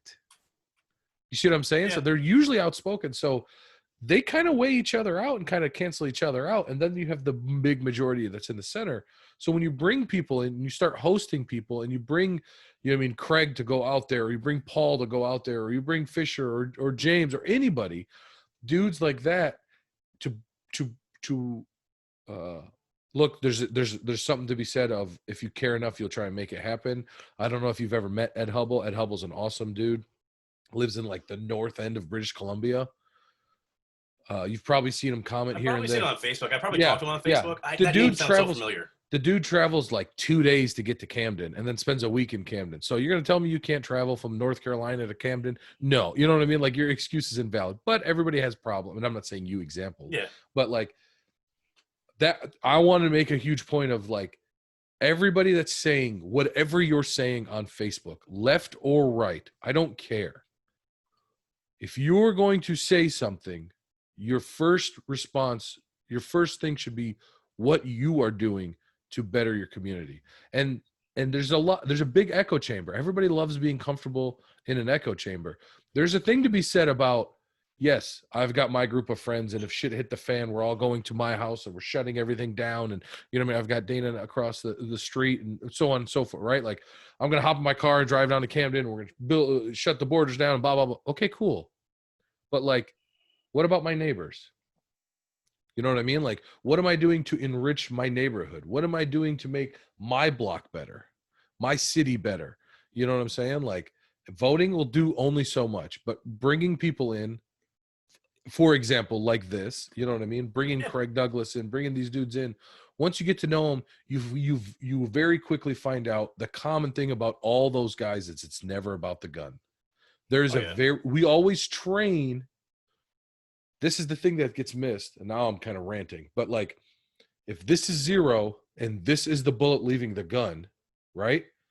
When you take a firearms training class, you are training this part of the confrontation. Yep. There's 95% of it that can get handled. And this scenario and this situation answers, I would argue, the police problem that we have right now. We answers the political problems that we have right now. It answers the communal problems. I think there's a lack of community problem. You know what I mean? Like, I argue, I tell Jess, and there's things I want to do, like, moving forward on holidays. It's like, I hate fucking inviting 20 people over my house and cooking a turkey it's the most stressful thing. I would rather tell her this year, instead of doing that, let's go to a soup kitchen. Let's go volunteer our time. You know what I mean? Like, when James does, I mean, this is the easy thing to do, but when James collects toys for tots or school stuff, you know what I mean? Like, I argue, like, all right, here's my good deed for the day. You know what I mean? Like, it's easy for me just to send a check of $40 worth of whatever, notebooks, pens, and stuff like that. But watching those people, watch what James does for the community, that's how you change the world. Sorry, I had to get it out. No, I mean, and that's another key. That's another thing I took from James and Craig and Paul and everybody else, is that, like, start with yourself. That's actually a huge principle in the 7 Habits of Highly Effective People. What Paul's doing in his gym, or not Paul, I'm sorry, is it Jonah? Nick and Jonah. What they're doing in their gym, asking these children about their goals. You get what I'm saying? Like, that's how you change the community. Oh yeah. And I mean, it's impossible. It's almost impossible to have a healthy conversation with somebody on Facebook. And like, a lot of the things, like, fucking, I think it was a Tyson or something like that, was like, this social media is getting a lot of people comfortable with not getting punched in the face for saying stupid shit. Yes. And I was like, yeah, man, like, I know people that will say horrible shit. Like, there's one person in particular who hides behind a corporate policy at my job that says shit. And there's been at least 1 or 2 times where he said something, because he's like, oh, I can do whatever I want. I'm like, say that shit to me again, I'll kick your ass outside. I will drag you the fuck outside and we will fucking fight. And he's just like, all right, I will stop. Like, there is people on Facebook that I see on a regular basis, and it's just like, they'll just go nuts and say shit. And I was like, you would never say that shit to my face. Ever, ever, ever. So it's like, there's no point. Like, I bring the really dueling back. Hashtag bring dueling back. I'm totally okay with that. But it's like, the idea of having a good conversation on Facebook is just, like, not possible. So I think Matt Reynolds and Mark Ripito were talking about how like they wanted to show that these sports programs in their college were inefficient and leading to injuries, and they went to help, and the person was just like, no, we don't need that. And so the guy was just like, well, what do I do? And the guy and Matt and Rip were just like, you lift the way you lift, and when you're lifting twice as much as they are and you're healthy, they're going to come to you. Right. And that's basically what I'm doing. I was like, you can say whatever you want about me owning a gun. It has nothing to do with my political beliefs at all. Right. I don't vote based off of guns. It's a small part of it, but like, you know me, you know who I am. I'm like a hippie, you know, like I'm kind of like a nerd and environmentalist, etc. And I also own a gun. So I'm the best person I could possibly be. And I give people resources. So God forbid when they have an incident or when they're scared or when they start seeing the world for what it is, they're like, well, let's go talk to Mike because Mike is level-headed and Mike takes care of this. And I really like being around Mike. He can point me in the right direction. Right. And that's what you do. And that's what I'm trying to do with my community. So I don't know if we answered the YouTube question or not, but we're going to get on this book list. YouTube. So I'm hosting people, and YouTube has given me, for Paul's class, Realistic Expectations in Violence, they gave me a strike. And then I argued it, and I was like, this is bullshit. And I think they put it back up or something like that. But the content that I was starting to put up being, one of them was, it was a outlaw gentleman, shady lady carry, which was basically like how I carry in a tux and how you can carry in a non-permissible environment. Mm-hmm. I put that up and I got struck immediately. It didn't get published and it got struck. So I was just like, oh, I can't post anything anymore. Like there's just, YouTube is not letting me post what I need to post. So I was just like, I'm not even going to, if my channel gets down, my after action reports are down, and the stuff that I want to publish is actively against what YouTube is okay with right now. Do you have the original videos saved somewhere, like on a hard drive or something? No, I don't have any of my original videos because I don't care.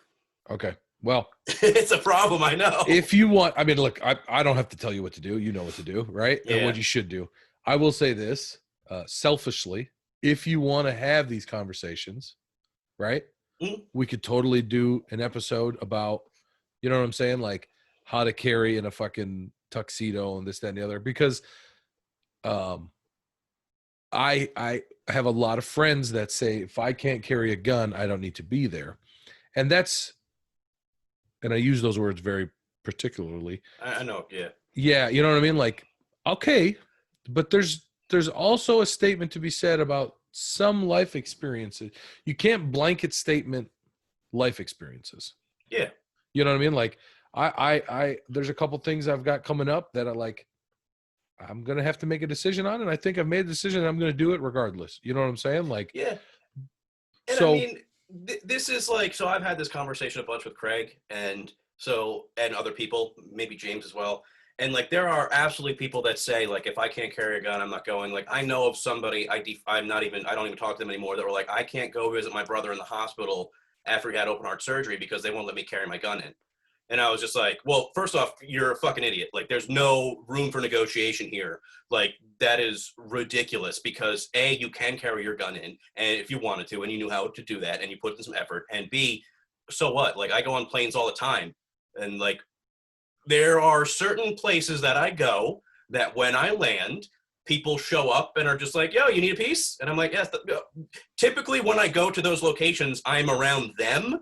And they're just like, you need a piece? I was like, no, if something pops off, I'm just going to plug my ears because I know it's going to... Plug your ears, turn your head, let everybody else handle business. I was in one place, probably Tennessee, and like I got picked up from the airport, very lucky, and then I go into town, and I'm staying a week with these guys, and they're like, Mike, you need something, it's okay. Like, you know, you're not in New Jersey anymore. I was like, guys, I don't want to accidentally walk off with it, and I know if something is going to happen, like... I know where you were. If something is going to happen, I'll have the medical for you because I bring extra medical when I travel. Those dudes, I love those dudes. I was like, if something goes off, I know you guys are good. We don't need a seventh gun coming out, okay? It's like, I will offer assistance. Let the white privileged doctor talk to the police. Yeah, it's just like, yeah. So those are good dudes up there. I know what you're talking about.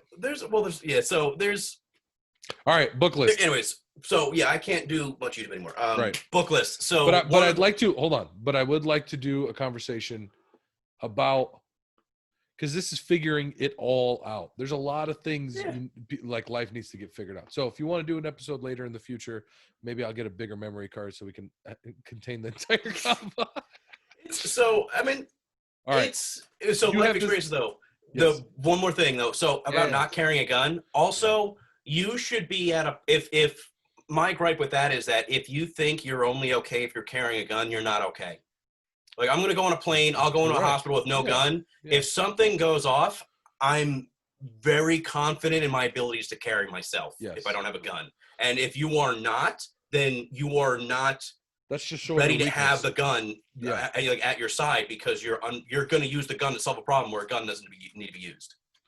All right. So you have this awesome spreadsheet. Order to Yep. read, title, author, you- and notes. Can you put this in show notes? Is that possible? Do you have show notes? Yeah.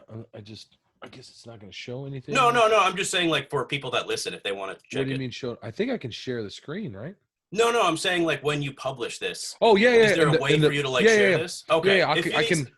If you can, because I suck at.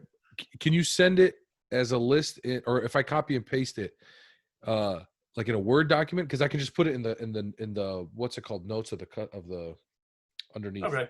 You know what I'm saying? Okay. Well, I can do that. Whatever you want. Yeah. Okay. Either you can or I can. I think you have. Hold on. I think you have. Let me. I can edit. I just don't know if I copy and paste everything, I don't it's matter. gonna come up right. Anyways, we'll figure it out. So books. All right, order to I read. think people. I'm going to talk about like why people need to read books People need to read books because. Go ahead. So people are like, I listen to podcasts. Podcasts are all I listen to. Podcasts are baby food. You eat. You listen to it. You eat it. You consume it. And then once you know what you need, once you know what you want, you move on to the big steak and potatoes and you actually like digest it. There's going to be some of these authors have been on podcasts and you listen to a little snippet about the book. And, you know, most of these books I think are between 5 and 12 hours. Some of the dense ones at the end are like 20 something hours. But in a quick podcast where we're talking about all sorts of stuff, they're not going to be as informative as the book would be. So you need to make sure that you start reading books. You can get like, I really am not okay with where most of my tax dollars are spent. Libraries are a great place that I'm very happy to spend money on. I'm so happy when my taxes go to libraries because they are the cornerstone of an educated population in modern civilization. So if you go to your local library, you'll be able to get these books. If they don't have them in stock, you could say, hey, can you please order this book for me? A lot of local libraries have apps that you can download on your phone that will give you audiobooks. They're not as good quality as Audible or other streaming or other services, but you know, $10 a month, get Audible if you can. But if you need something for free, you can get access to all of these books. And so you need to start reading books to really get into a topic because the podcasts are just superficial levels of a topic. And it's hard to. Sorry, I'm boring you. Fuck. We stopped talking about guns for 2 seconds. You start yawning. Shut up. Ridiculous. So I my shift at work's about, I don't know, something like 9 to 10 hours. And I would say six hours of it is I don't want to say mindless running of bolts, but like I don't need to use this as much. You know what I mean? It's just running through the motion, brakes or tires or so on and so forth. So I always have an earbud in and I'm always listening to something. And I have started to, people are like, how'd you listen to that? I'm like, what do you mean? And then I'm like, let's talk about the book. And I've starting to realize I'm not absorbing as much. You get what I'm saying? I'll give you a good technique. And so when it comes to the baby food of the podcast, right? Mm-hmm. I'm good. I can listen to the snippet of, you know, I mean, Gladwell on JRE or something like that. But the book, like I've tried to finish Blink and I've listened to most of it. I've got about a couple hours left and it's like, I need to find time to come back and A, read this or B, listen to it again where I can concentrate. Well, that's also goes to what I'm saying is that in order for you to like absorb the material in the book, you could absorb what's in a podcast easily. Absorbing the material in the book takes a little more effort because it's more dense and it's more important. But there's two things that I will tell you because I do the same thing. Sometimes if I'm in like a biohazard hood or if I'm just doing stuff in my job, there's tricks. So get a bunch of small Ziploc bags that you can put your phone in and then because you probably have grease and shit on your hands. I would assume, like you're Yeah. doing stuff. But if you Yeah. don't want all the shit and chemicals and dust on your phone, Yeah. put your phone in a Ziploc bag and then just like pause it and stop it. Like, you know, if you're doing something that takes some effort, pause it and just like do whatever you need to do. Be like, okay, that's solved. Mindless stuff again, play. And that Yes. way you have your phone more accessible. Because in your pocket, you just stop it and then you give up. That's been my experience. Right. So I always wear gloves, and there's probably phone grease on car grease on and grime all over this. But the headphones I have a button on them. So when I have to like either talk to somebody or do something, it's just like I can hit the button, it pauses it automatically. That's not so bad then. Yeah. Right. But the other thing is just start that chapter over again. There are countless books that I've read where I'll be listening and then something will happen. I'm like, man, that was good. I need to re-listen to that. So the next day I just start over where I was and I listen to that portion again, because if it's worth listening to, it's worth listening to twice. Correct. And so like we need to kind of get off of our society has this like instant gratification. Like I need this like baby food entered in my mind, so it's easy. Listen to a podcast, listen to a song, or whatever. But listen to books and re-listen. Dana wants to bring the studies back. The what? Like the room, the study, a study. Oh yeah, those are cool. Yeah. Mine is just me just doing data analysis. Dude, I have. So I want to redo this. So I'm in the guest room right now. This is what's going to probably become this office/studio, and I've like. I have my nightstand. When I buy a new book, I put it on the nightstand. And then when I don't read it, I put it under the nightstand, and then Jess gets fed up and puts it. So there's stacks of books. I'm looking at 2-3 stacks of books right now. There's some in the garage. So I want to get some shelves so I can just stack these books up that none of I haven't read. But all right. Gotta fix that, man. Order to read. And so that's the thing that's happening. The reading is now getting put into at least a half hour to an hour.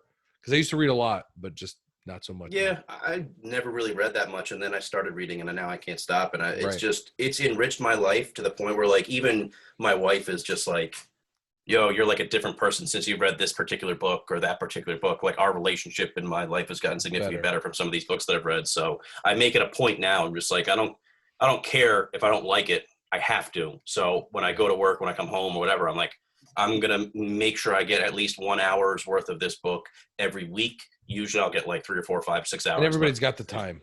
Everybody's got the time. And to prove that everybody has the time, you go into your phone, you go into settings, you see screen time of how long you've been on Facebook and how long you've been on Instagram. And so the first book that I think everyone should read is A Talent Code. I genuinely think it's one of the best books ever as far as personal progression and learning. The Talent Code is a book about, I think this was actually recommended to me by Jonah, my wrestling coach. I'm pretty sure if it wasn't that, it was like the 5 disciplines or something similar. Or he said this was a good one. The Talent Code is basically just kind of setting you up for success in every area of your life. Every loser that I know is a loser because they are good at something. And then you're like, oh, I'll do this because I'm good at it. And then they hit some resistance and they're like, oh, I'm not good at this. I'm not going to do it anymore. Or they just shoot themselves in the foot and say, I'm not good at this, so I can't do it. The reality of the situation is that nobody's really good or bad at anything. They're just more or less experienced. And I mean, this is kind of, the Talent Code goes into the fact that there's a lot of stuff about like the whole 10,000 hours to mastery. And people will, for some reason, they'll argue like, well, there's a lot of discussion about whether or not that's true. And I say, okay, hold on 1 second.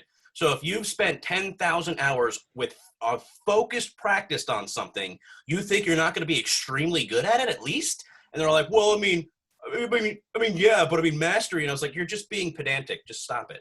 Like it's Talent Code. Also, those are the kind of people you just don't even have the conversation with. Yeah. Some of them you need to, because, you know, they just don't understand. But the Talent Code is a lot of like, you're not bad at anything. You just need more experience. It goes into, you know, like Bill Gates. Bill Gates wasn't born an amazing programmer. He was just in the right place at the right time to learn programming early on. All these people that are amazing athletes, like hockey players and stuff like that, that like excel in certain areas, they were just practicing it more than the average person. So by the time they got to like a certain area or whatever, you know, they had always been doing this activity. They'd always been doing this thing. They'd always been learning this thing. And so once they got to a certain area, they were just better than everybody else because they had more experience. The Outliers by Malcolm Gladwell is like a very shallow introduction to that as well, but I think the Talent Code does it a much better way. Also, the Talent Code goes into how to practice. People say practice makes perfect, and that's Total bullshit. Practice makes permanent. Perfect practice makes perfect. You can practice the wrong thing all the time or the right thing in the wrong way all the time, and you'll never exceed, or you'll never succeed. A good thing about that is like shooting in jiu-jitsu. Like, we're going to jump back to that because that's what this podcast is about. That's our passion. Right. If you go to a shooting class and you, like Pierre said it before, and I kind of laughed, and he was just like, yeah, I went to Fighting Pistol or some class and I made a fist-sized group, and not a single bullet was out of like the B ring or whatever at X yards. That is a waste because Correct. you are practicing what you're good at. You're not getting better. John Farnham also said this, and this is when it really kicked off to me. He's like 80 to 90%. If you are missing less than 80% of your shot, or if you're hitting less than 80% of your shots, you're extending yourself too far. You need to tone it back so you can get better and you can learn. Right. If you are hitting 90% and above of your shots, you are not challenging yourself enough. You need to really push yourself at that area. And the talent code goes into this, and they say you need to focus practice. You need to practice things that you are uncomfortable with. You need to get out of your comfort zone. And so all of these people that once they start hitting failure, they're like, oh, I'm not good at this, and give up. You say, no. That's when you start learning. Yes. Like, that's how you start. You need to embrace failure. You need to understand failure is a part of learning. Neurologically, you do something, you do it right, you've done it. That's it. You do something and you do it wrong, and people demonize that, and they say, well, you now failed. It's not a big deal. No. You do something, you do it wrong, and you learn something. That's how our brains work. Okay, I did this wrong. Let me do it right. Once you fail at something multiple times, and then you figure out how to do it right, that's when you've made the neuronal connections and you've actually started learning. That's what learning is. Learning is not, reading shit and doing shit and experiencing something perfectly. Learning is doing something wrong and figuring out then how to do it right. That's how you learn. And that's like a big thing that everyone's afraid of failure, or when they experience failure, somebody starts a business and it fails and people laugh at them and be like, oh, you failed. Oh, it's a big thing. Failure is demonized, but anybody that knows anything knows that once that person's failed that one business, they're going to start on a second one to try and, make that one successful. And eventually they'll hit it and they'll be successful as long as they keep trying. Those people that give up after they fail are the ones that are going to lose. The people that keep trying after they fail are the ones going to win. That's just the way life is. I think the demonization, if that's a word, of failure is almost a cheap cop-out for the person that's not willing to fail. Oh, absolutely. Yeah. Because the people that succeed they know what it took to succeed. Right. So, and they know the work ethic that it takes to succeed. Right. So people that, like, all these male role models that I have, when they see somebody fail, when they see somebody struggling, they're like, hey, you're not worthless. You didn't do this. Like, you're not incapable of learning. Let me help you how to figure out how to do this right.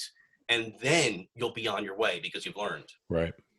So, I mean, the talent code, like, in my opinion, you can try a million different things, but unless you're trying them correctly and unless you're willing to learn, you will never succeed at anything. And every single person that I know that has just been mediocre or is just, quote unquote a loser, or is just not capable of succeeding at things, every single one of them, as soon as I've started talking to them, they're like, well, I did this wrong. I failed. I did this. And it's like, okay, well, why didn't you try and do it right? Why don't you let me help you? Let me try and see if we can work on this to make it better. Every single one of those people that's actually applied themselves and said, like, oh, now that I have the tools to learn, now that somebody's willing to help me figure out a problem that I couldn't figure out, and I have learned, afterwards, they're very successful. All of the people that go, I don't want to do that. No, I failed at it once. I'm not going to try again. This one is really hard. No, I'm just not good at math. All of those people have stayed mediocre their entire lives because they're just their own enemy. And I mean, people say all the time, like my wife, she was fucking god awful at math. She failed almost all of her math courses when she was a kid. She's now a very successful pretty successful accountant. She graduated UNC Keenan Flagler Mac program, which is one of the hardest, I think it's the top 5 accounting programs in the country. And it was math based, and I just helped her with math. I just kept saying, I kept using things from the talent code. And I said, she was like, I'm terrible at math. I was like, no, you just don't have the experience that I do at math. Let me show you how to solve these math problems. And then she solved them and was like, oh, I can do this now. It's across the board. Very few people are so dumb that they can't learn. And I mean, I don't know, dumb is not the right word. Very few people are so neurologically underdeveloped. Yeah. Yes. Like people that have severe learning disabilities, low IQs and things like that, those people are physically unable to learn. very, very, very few people that you meet that are suffering or are not succeeding in life are those people.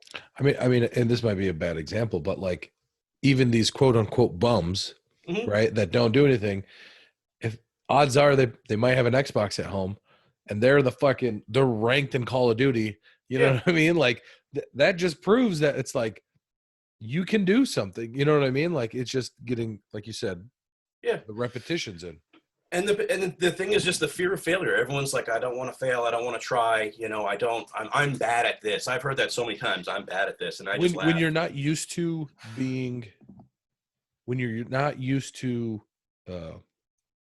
enjoying failure, it's kind of a hard pill to start to swallow. Oh yeah.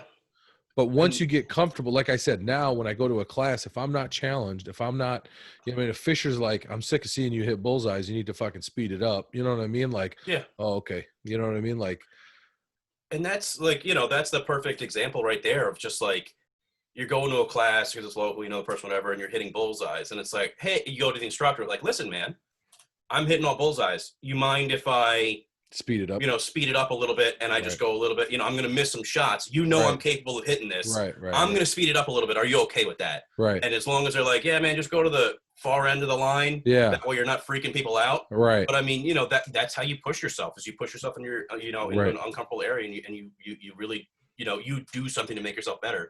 And I mean, so many people online, on Facebook or whatever else, they're not willing to learn that their logical arguments are not logical, or that they are uneducated. And once they say like, I need to accept that I need to learn, they are more open to these conversations that so many people refuse to have. Right. Because if you notice a lot of these people that, at least in my experience, a lot of these people that are very black and white on Facebook and you can't talk to them at all, most of them are not very successful in life. They're not pulling in over 6 figures and have a big, healthy, happy family a lot. You know what I mean? Like, because they just lack the tools to really make themselves a better human being. Yeah. That might just be, I'm sure a lot of people argue with that, but that's no. I mean, my experience. I'd like somebody to reach out and say that they're wrong, that we're wrong. Yeah, and I mean, you know what I'm saying? Like, I do that all the time in my job. It's like, it's funny because like a bunch of people, like I'll ask questions and I ask because I don't know an answer, so I'll ask a bunch of questions, and people just assume that I'm trying to like patronize them, and then I was like, no, like they're like, oh, you always think you're right. I was like, I haven't made a statement yet. I haven't said I was like, I haven't said I can't possibly be right or wrong because I don't know what the fuck is going on. Like I'm trying to gain information to make a statement, but I ask so many questions that people think I'm patronizing them when I'm genuinely looking for the answer. So that's actually something that we're going to talk about later. I feel like with emotional intelligence. I feel like you're loved by the people that, well, I don't know. I feel like people at work either love you or hate you. Who knows? I'm working on that. That's actually a big thing we're going to talk about later. But it's this motherfucker said later. Oh no, because yeah, it's right. In the show notes. Number 2, Art of Learning. Talent Code is fantastic. Yes. The Art of Learning is similar to the Talent Code. It's by Josh Waitzkin, who if you've seen the movie Searching for Bobby Fischer, that movie was about Josh Waitzkin's life. He's a chess prodigy. After he was a chess prodigy, he became what's the movie? Searching for Bobby Fischer. Okay. And that was about Josh Waitzkin. Young chess prodigy again. He was a chess prodigy when he was young because he did so much chess, not because it was just like the most amazing thing in the world. He says, he wasn't great initially, but he liked it. It worked with him. It made sense to him. And then he dove into it and he liked it. So that's why he became a prodigy. Later on, he did a Tai Chi push hands, which is like not Tai Chi in the park where they're like trying to do like, it's like yoga almost, I guess. But like Tai Chi push hands is there's like a circle and you have to like push each other out of the circle and stuff. It's a combative thing. He then went on to get his Brazilian Jiu-Jitsu black belt under, I think, Marcelo Garcia, and he's a co-owner of Marcelo Garcia's Academy in New York. So Josh Waitzkin is a combative like legit dynamo. Dude. Yeah, and so he broke down. The Art of Learning is amazing because it really broke down. It's similar to the Talent Code. It's different enough that I think people should read the Talent Code and the Art of Learning. I think the Talent Code's better. I think the Talent Code's more useful. but some people might think that about the art of learning. The art of learning is just, it talks to you about the art of learning. It talks to you about how when parents said, you did a good job, you did a bad job, or, oh, you're not good at this, don't worry, you don't have to do this, how that really inhibited you as a child. And it talks about how shifting is saying, well, not that, oh, you did such a great job. That shouldn't be what you say. You should say, hey, you did so much good work. Look at the work paying off.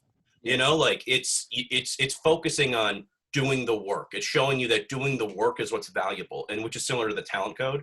Josh Waitzkin's thing is a little more palatable because it's he's a movie star. He's in the limelight. He knows what he's doing.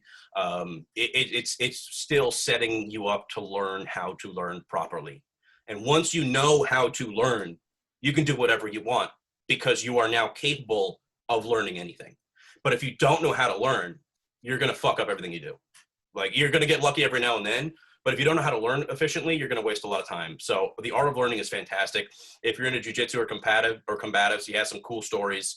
I would recommend the talent code, but the art of learning is an amazing place to start as well. Another book is The Outliers by Malcolm Gladwell. Hold on. I want to talk to you about Gladwell. What do you, as a writer, I've read a book and a half of his now. What do you think about Malcolm Gladwell?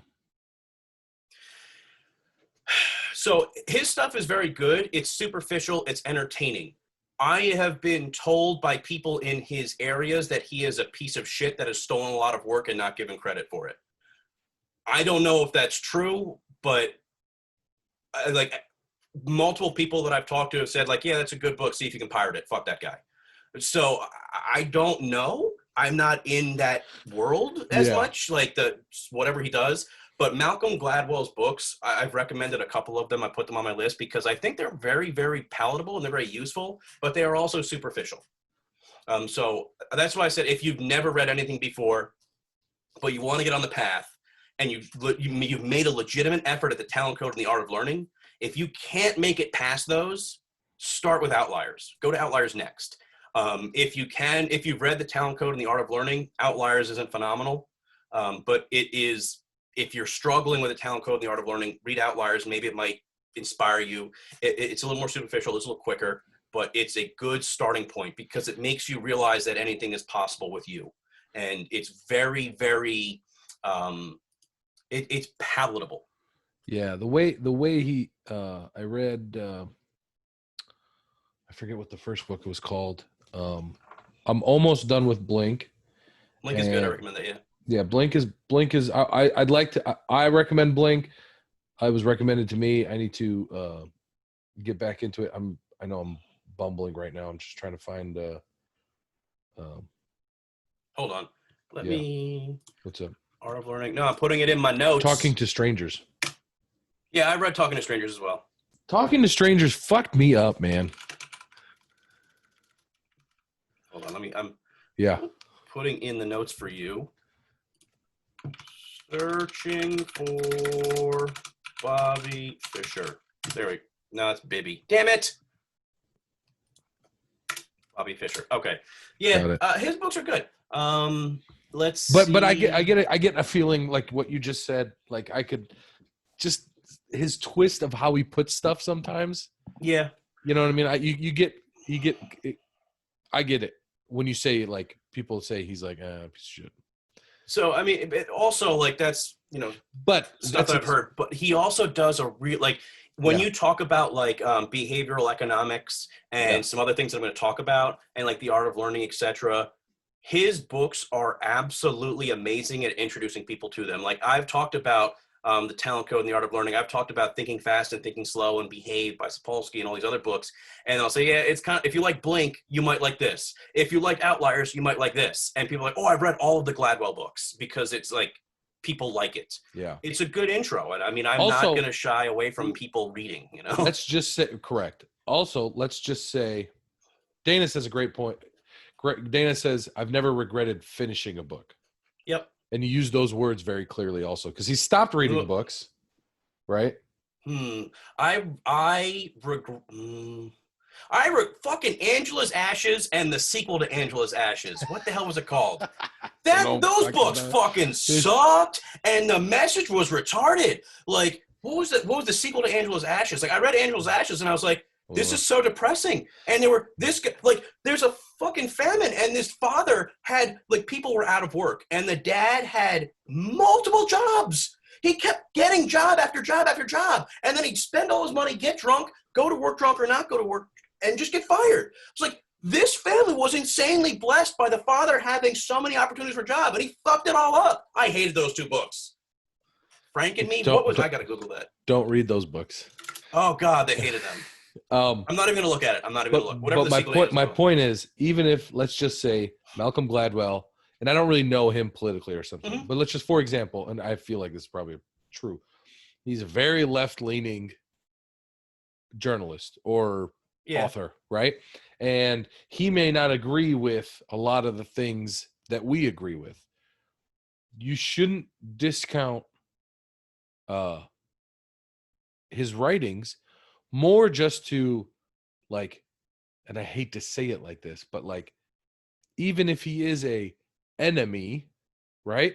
You should still read their side of it to know how they think. Because if you do, and if you learn and you read about how the enemy, right? For those listening, I'm exaggerating the air quotes, right? Like, that when you see how somebody else looks at something and it's different than you, that opens the opportunity of a better conversation. So if you're only absorbing this and they're only absorbing that, it's always going to be oil and water. We're going to talk about that when we get to How to Win Friends and Influence People. And I've got that book somewhere around here. Never Split the Difference. But so the other thing is, that's a logical fallacy to say that they don't agree with my ideology politically. Nothing that they have to say is worth anything. Is stupid. And it's a logical fallacy, and throwing the baby out with the bathwater, whatever you want to call it. I most assuredly do not agree with a lot of his political leanings, but the research that he's done on specific topics with, like, people social interactions, behavioral economics, etc., are relatively good. So that also might be why people say, yeah, if you can pirate that book, go for it. But I mean, if it's in the fucking library, it's free. You don't have to worry about it. Like, use your tax dollars, please. We need libraries to stick around. Education is the key to freedom, and our population is dumber than a bag of rocks right now. That's gonna be the the clip. Education is the key to freedom, and our society is a bag of rocks right now. Dumber than a bag of rocks. Yeah. So section 2. Yeah. So get your mind right and start working on correct techniques for managing yourself. Yeah. So so now that you've learned how to learn, it is time to learn. You need to learn two things. Pierre brought it up very good. The concept of inside out, that's a big part of the 7 Habits of Highly Effective People. But now that you've learned how to learn, you need to learn how to organize your life to be productive. The 7 Habits of Highly Effective People by Stephen Covey is widely known to be one of the best books on personal management that has ever been written. Most of the very successful people that I know have read this book and follow it. They have, like, the Franklin Covey or Covey, whatever it's called now, Franklin Quest, who I don't remember. But they have their leadership seminars. I know a bunch of people that have gone to them and have learned amazing things. The 7 Habits of Highly Effective People is an amazing book to start organizing your life. You now know how to learn. What are you going to learn? The first thing you need to learn is how to organize your life and how to talk to people appropriately. The 7 Habits of Highly Effective People is amazing about that. It's obviously 7 habits. It applies to a lot of different things. You can Google what the 7 habits are, but you need to really start implementing them. A big thing is be proactive.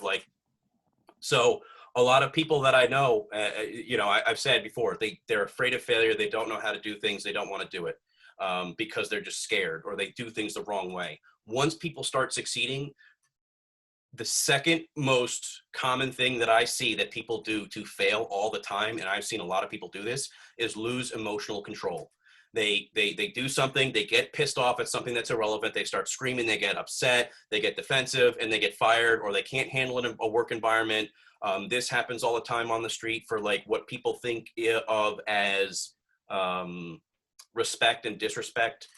William April goes into all of this stuff about violent criminal actors and what they think of as the street code and respect and things of that nature. But that's based off of not being able to control yourself emotionally. The 7 Habits of Highly Effective People allows you to kind of, or it tells you how to, it literally tells you how to structure your life so that you can proactively deal with the things that are happening to you that are not good and structure your habits for success. So now you will learn how to, in the 7 Habits of Highly Effective People, you're going to learn how to deal with criticism and comments, and you're going to learn how to deal with negative things. You're going to learn how to start controlling your emotions. You're going to learn how to receive things that are bad and make them good. You're going to learn how to manage your life so that whatever you do, you're good. Pierre said, hey, I want to have you on the podcast. I said, make an outline. We're good. I'm going to make sure what I do has been managed to the best of my abilities, because if it's worth doing, it's worth doing well. So I was proactive. I set it up. I made sure that this was easily flowable, and you can see this eventually. Hopefully I'll be able to use it in the show notes. But the 7 Habits of Highly Effective People changed my life.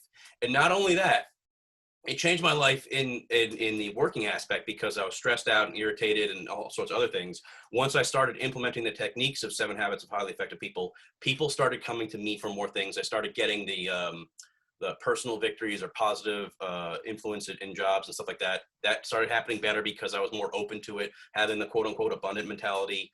The whole inside out principle, I realized that, I need to fix myself. And a lot of before I could do anything else. And I realized that a lot of the problems that I had around me were my fault. And a lot of the problems that were around me were because of the actions that I was taking. And that applied in my personal relationship as well. Like, my wife and I have been together for 15 years, and I'll come back to that later, but we've been together because we've worked with each other. And she knows me better than anybody else in the world does. After I read 7 Habits of Highly Effective People, she said, you are the best human you have ever been now. You went from all of these problems that you were having and being a little bit stressed out to being so much farther beyond those problems. I don't even understand what happened. This book should change your life. It has changed the lives of a lot of people. Easily readable.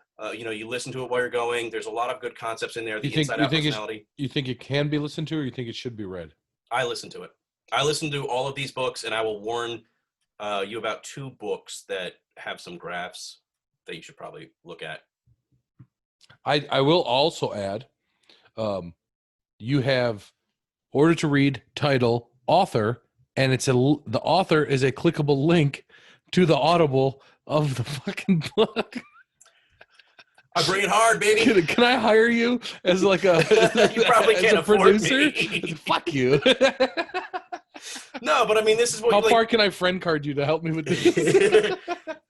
I want to. Hey, man, we could. No, I can't tell you how much I appreciate this. I keep teasing about it, but like, this has been, and I've said this multiple times already. Like, we're about to click 3 hours, right? And I think we still got a good chunk of change left. Yeah. And I'm not trying to rush faster, you. Like, we can keep talking, but like, yeah. Jaeger told me, like, hey, when you have a guest on, when I interviewed him, he was like, hey, you should have some things written down and don't follow them one by one. Listen to the conversation so you can,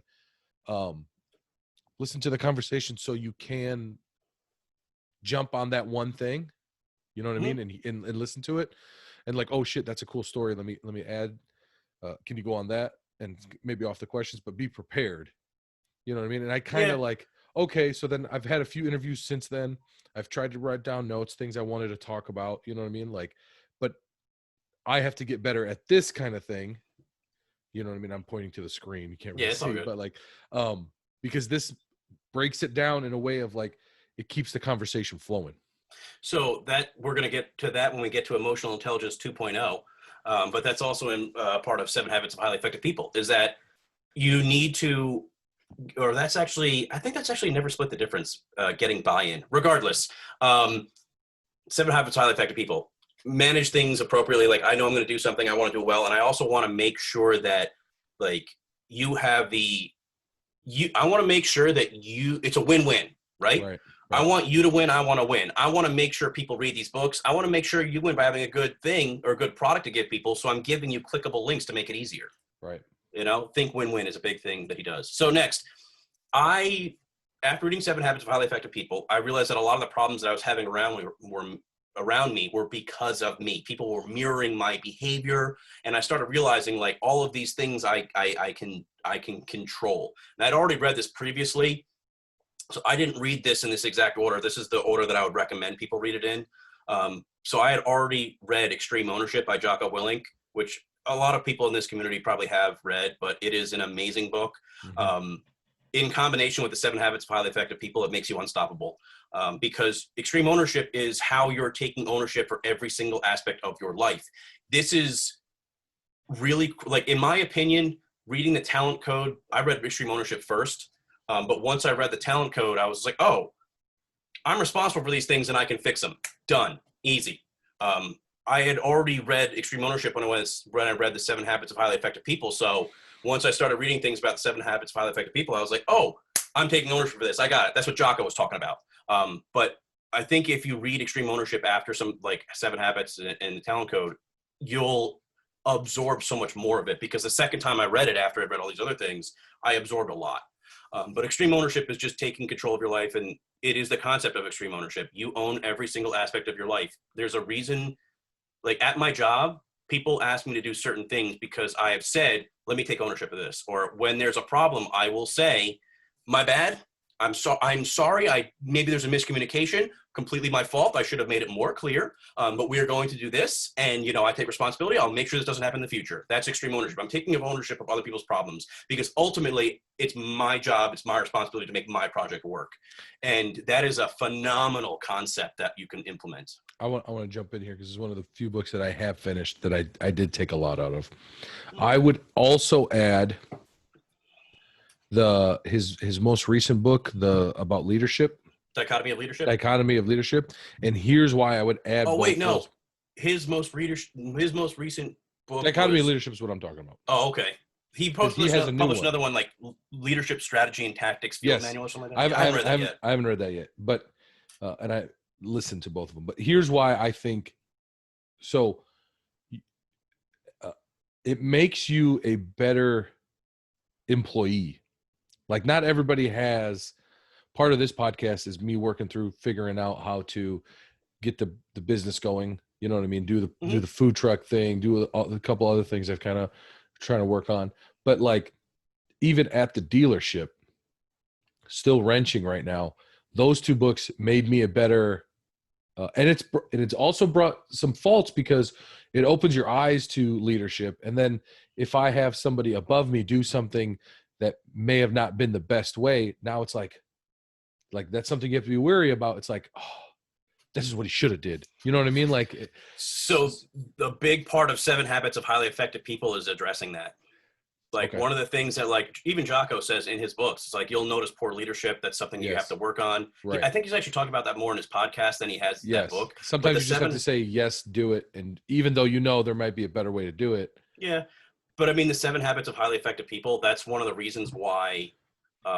So I've worked for some very, very awful managers. One of them essentially, like, as they were walking into the building, HR grabbed them, put them in a conference room, turned them right around, and said, don't ever come back into this building.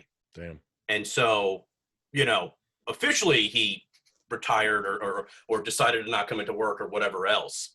But the reality was, like, he was a bad enough manager that they got him the fuck out of there. And, I'm not going to say anything about my current manager, because he's my current manager and he might hear this and he's great.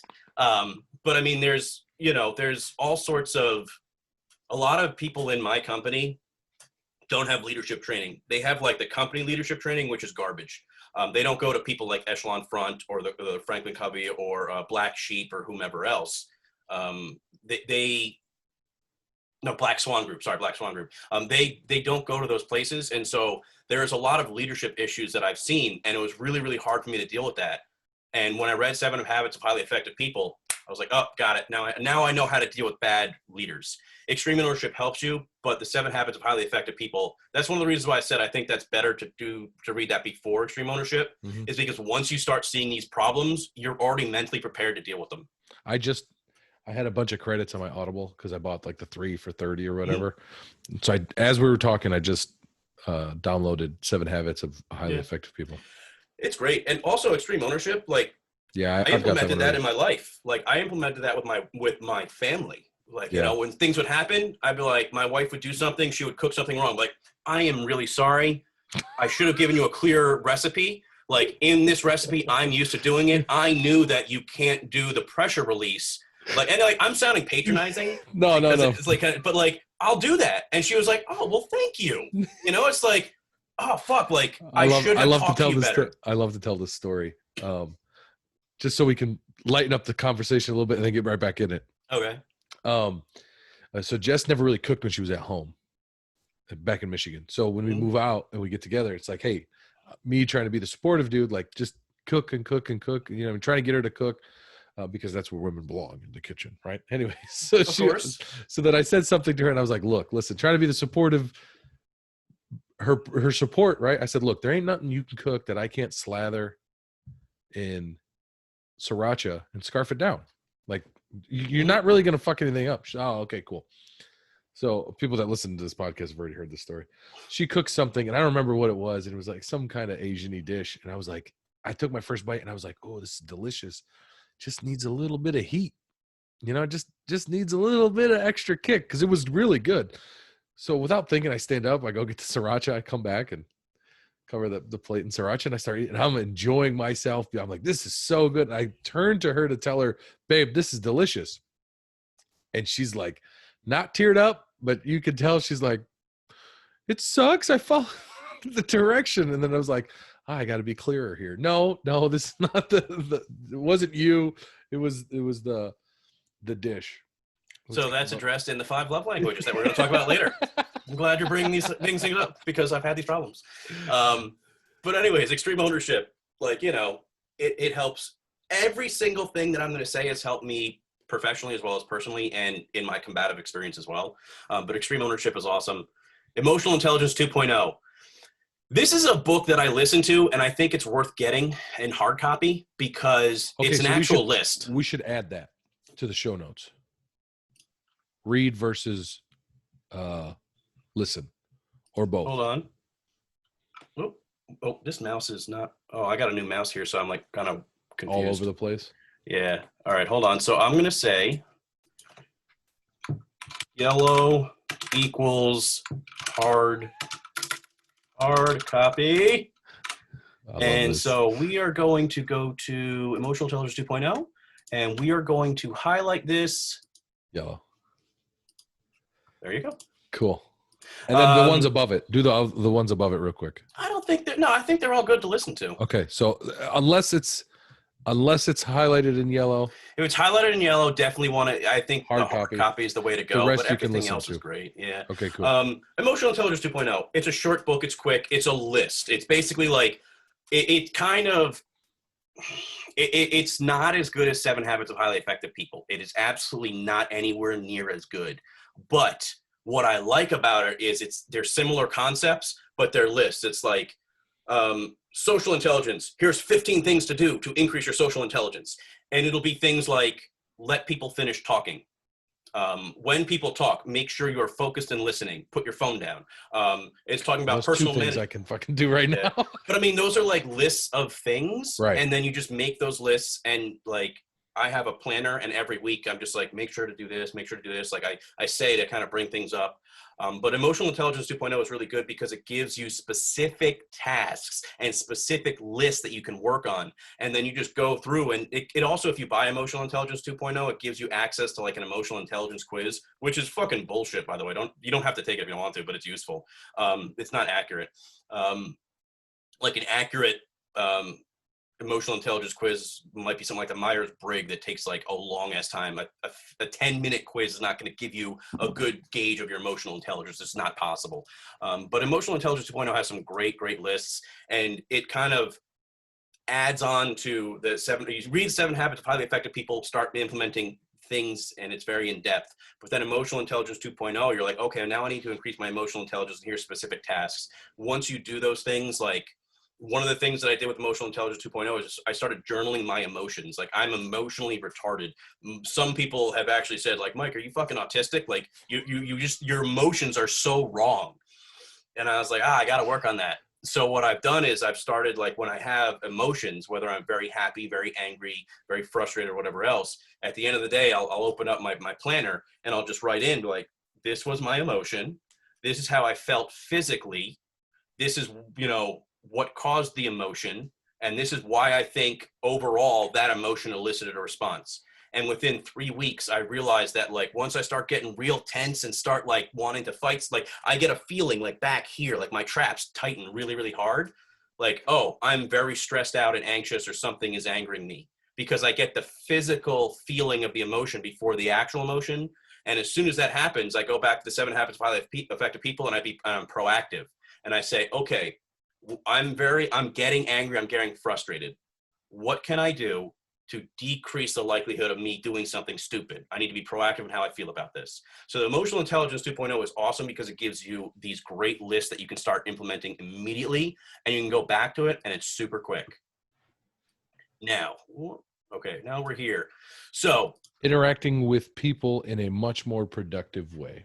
Yeah, so I mean, this is the thing that I think everybody lacks. Like, now that you are, like, I don't want to be an asshole here, but until you've kind of managed your life and you understand, like, inside out, like Pierre was saying, like, you have to fix yourself before you can fix other people. Once you've realized that concept and you start implementing it, then you're ready to work on your social skills. Because before that, a lot of people just shoot themselves in the foot by just interacting in the worst ways possible. Like Emotional Intelligence 2.0, they talk about how, like, sometimes your intentions don't match your results. Pierre was like, oh my God, Jess, this food was amazing. It would be perfect with some hot sauce. He had forgotten earlier that he had said, like, I can slather it with hot sauce and make it good. So she misinterpreted his intentions. Yes. And that is one of those things where it's just like, you take ownership of my bad, I'm sorry. But Emotional Intelligence 2.0 talks about that. But you will have so many of those fuck ups if you start trying to socialize with people before you organize your life and you're ready to take control of it. And also, this is something that I had to learn because I'm socially awkward, is that the talent code prepared me for this. Never Split the Difference is where I started. And by Chris Voss, FBI negotiator, really amazing, really cool stories, very, very palatable book. It teaches you how to interact with people and quote unquote negotiate. But most things in your life are negotiations when you boil it down, and you kind of see the allegories or the parallels here. But, like, I'm talking with, like, what do I want for dinner? Where do we want to go for dinner? That's a negotiation. How much do I love you? Yeah, that's a negotiation to some extent. A lot of things in your life are negotiations if you kind of look at it in that way. And by starting there, he had said, what the fuck did he say? He was saying something along the lines of, like, I don't even remember, but it was like the whole intentions not matching the actions and, like, kind of shooting yourself in the foot. He was talking about how you can do so much damage by doing the wrong things. So once you're capable of managing your life, getting your life in order, you've fixed yourself, now you're ready to go out and talk to other people in a productive manner and help yourself. So there's Never Split the Difference is a really good book, again, by Chris Voss, because there are specific techniques about how to talk to people. Like, I started talking to people, talent code. So even in Never Split the Difference, he says, once you start implementing these social techniques, you're gonna fail.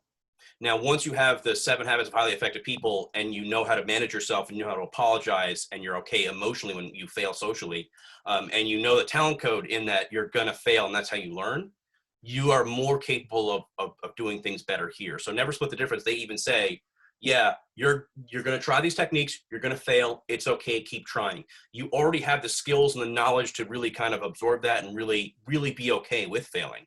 Because failing socially is awful. Like, failing socially is like the worst feeling. I would so much rather get choked in somebody's mount than just fail in a social conversation.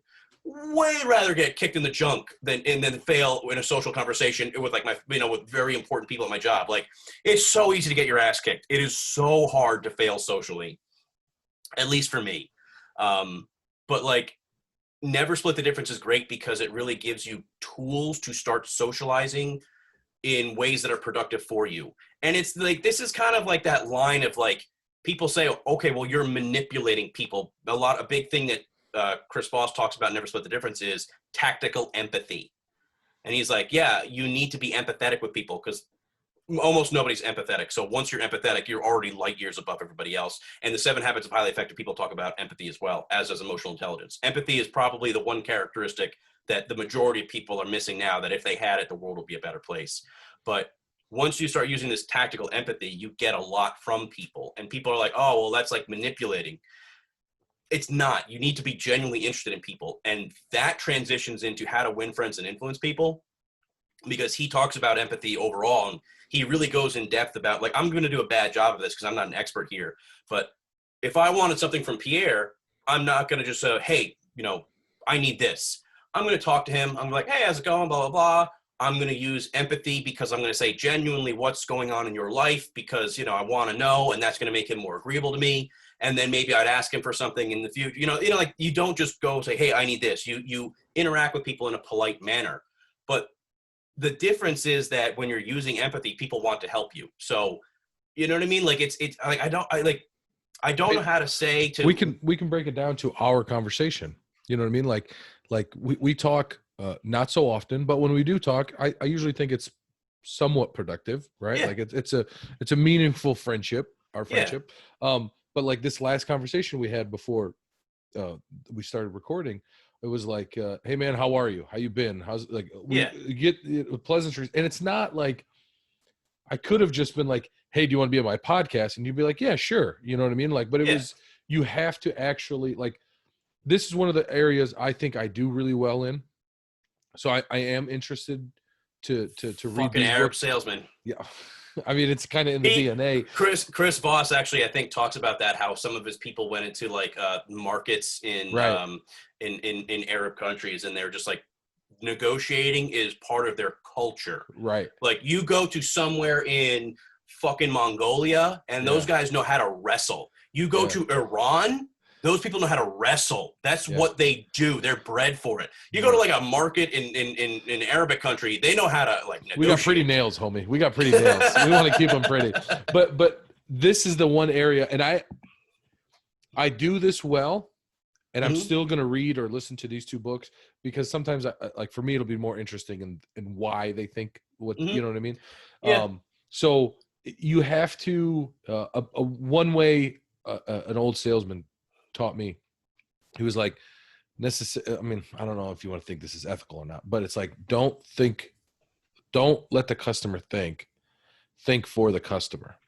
Yeah. So sometimes when you're dealing with people that may not be as emotionally intelligent as you or as empathetic as you know what I mean? Like, is it manipulation? To a certain degree, right? But sometimes, as long as obviously your intent is well and you're not trying to perform, like not do anything with any kind of malice, you can kind of like, I not to say I had to convince you to come on, but I could have been like, hey, look, you're very, I could have built you up a little bit, and said, hey, you're the leading dude in my life when it comes to COVID, and the world really needs to hear what your opinion is and this, that, and the other. So would you like to come on my podcast? Yeah. You know what I mean? Like it's like that go ahead. So and this is why like I'm making a big list and kind of saying why I like these books, because these are areas like that I'm like, Never Split the Difference and How to Win Friends and Influence People is like, well, Never Split the Difference is probably is probably not even worth your time because it's about negotiating. Concepts on how to talk to people in a productive manner. You can do that already because that's part of your nature. That's part of who you are. Right. How to Win Friends and Influence People. That's a good way about talking to people empathetically. That might be more interesting for you, but still not exactly something that you need a ton of help with. Correct. The 5 love languages. That's very important. And I think that's something that I would recommend everybody read. But like, that's, if somebody's like, yeah, man, I know, like, I don't think most people don't know how to learn, but if you're like, I know how to learn, I'm not afraid of failure. I think I'm good with this. You don't need to read The Art of Learning and The Talent Code. I think you should, because it's just, it makes it so much better for you, because I know how to learn forever. Yes. And then I read that book and I was like, oh, these are the techniques that I've just intuitively had, and I can label them and I can communicate with other people. There are a few books. That's a good way to put it. There are a few books that you've put on this list that I will do that for, just to have the labeling.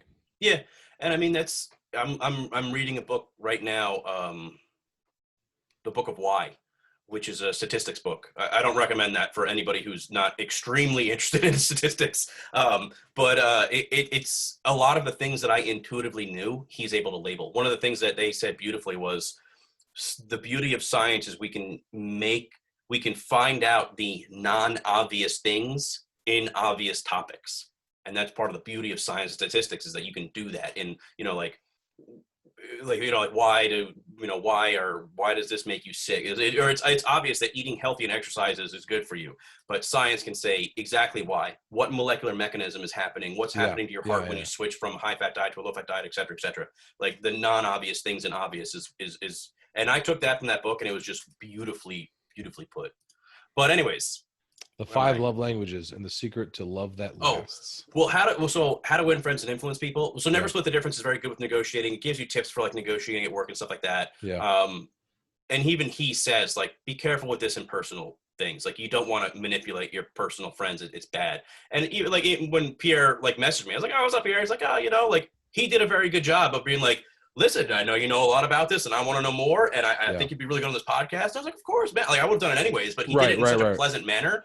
Right. So that's what these books are about. Right. Now, the 5 love languages is like, not to sound callous, but it's about getting a better return on your investment in other people. Meaning, like, people have different love languages, and I don't think people should stick strictly to the love languages, the 5 love languages that they have, but it's important for you to understand that something that might mean something to me doesn't mean anything to other people. Like, if like for instance, you might just be like, hey, I'm going to you're trying to impress some chick or your wife or whatever else. You're like, hey, I'm going to take you out to dinner. And that's a big deal for me because I think that's important and I love that. But if that particular person doesn't value going out to dinner, doesn't matter. Your actions haven't really translated into something that's worthwhile to them. So let me tell you a story. I'm down. Let's do this. Okay. Christmas comes around. It's like the first time me and Jess, our first Christmas coming together. And really it translated to the first 3-4 of them until we had this conversation.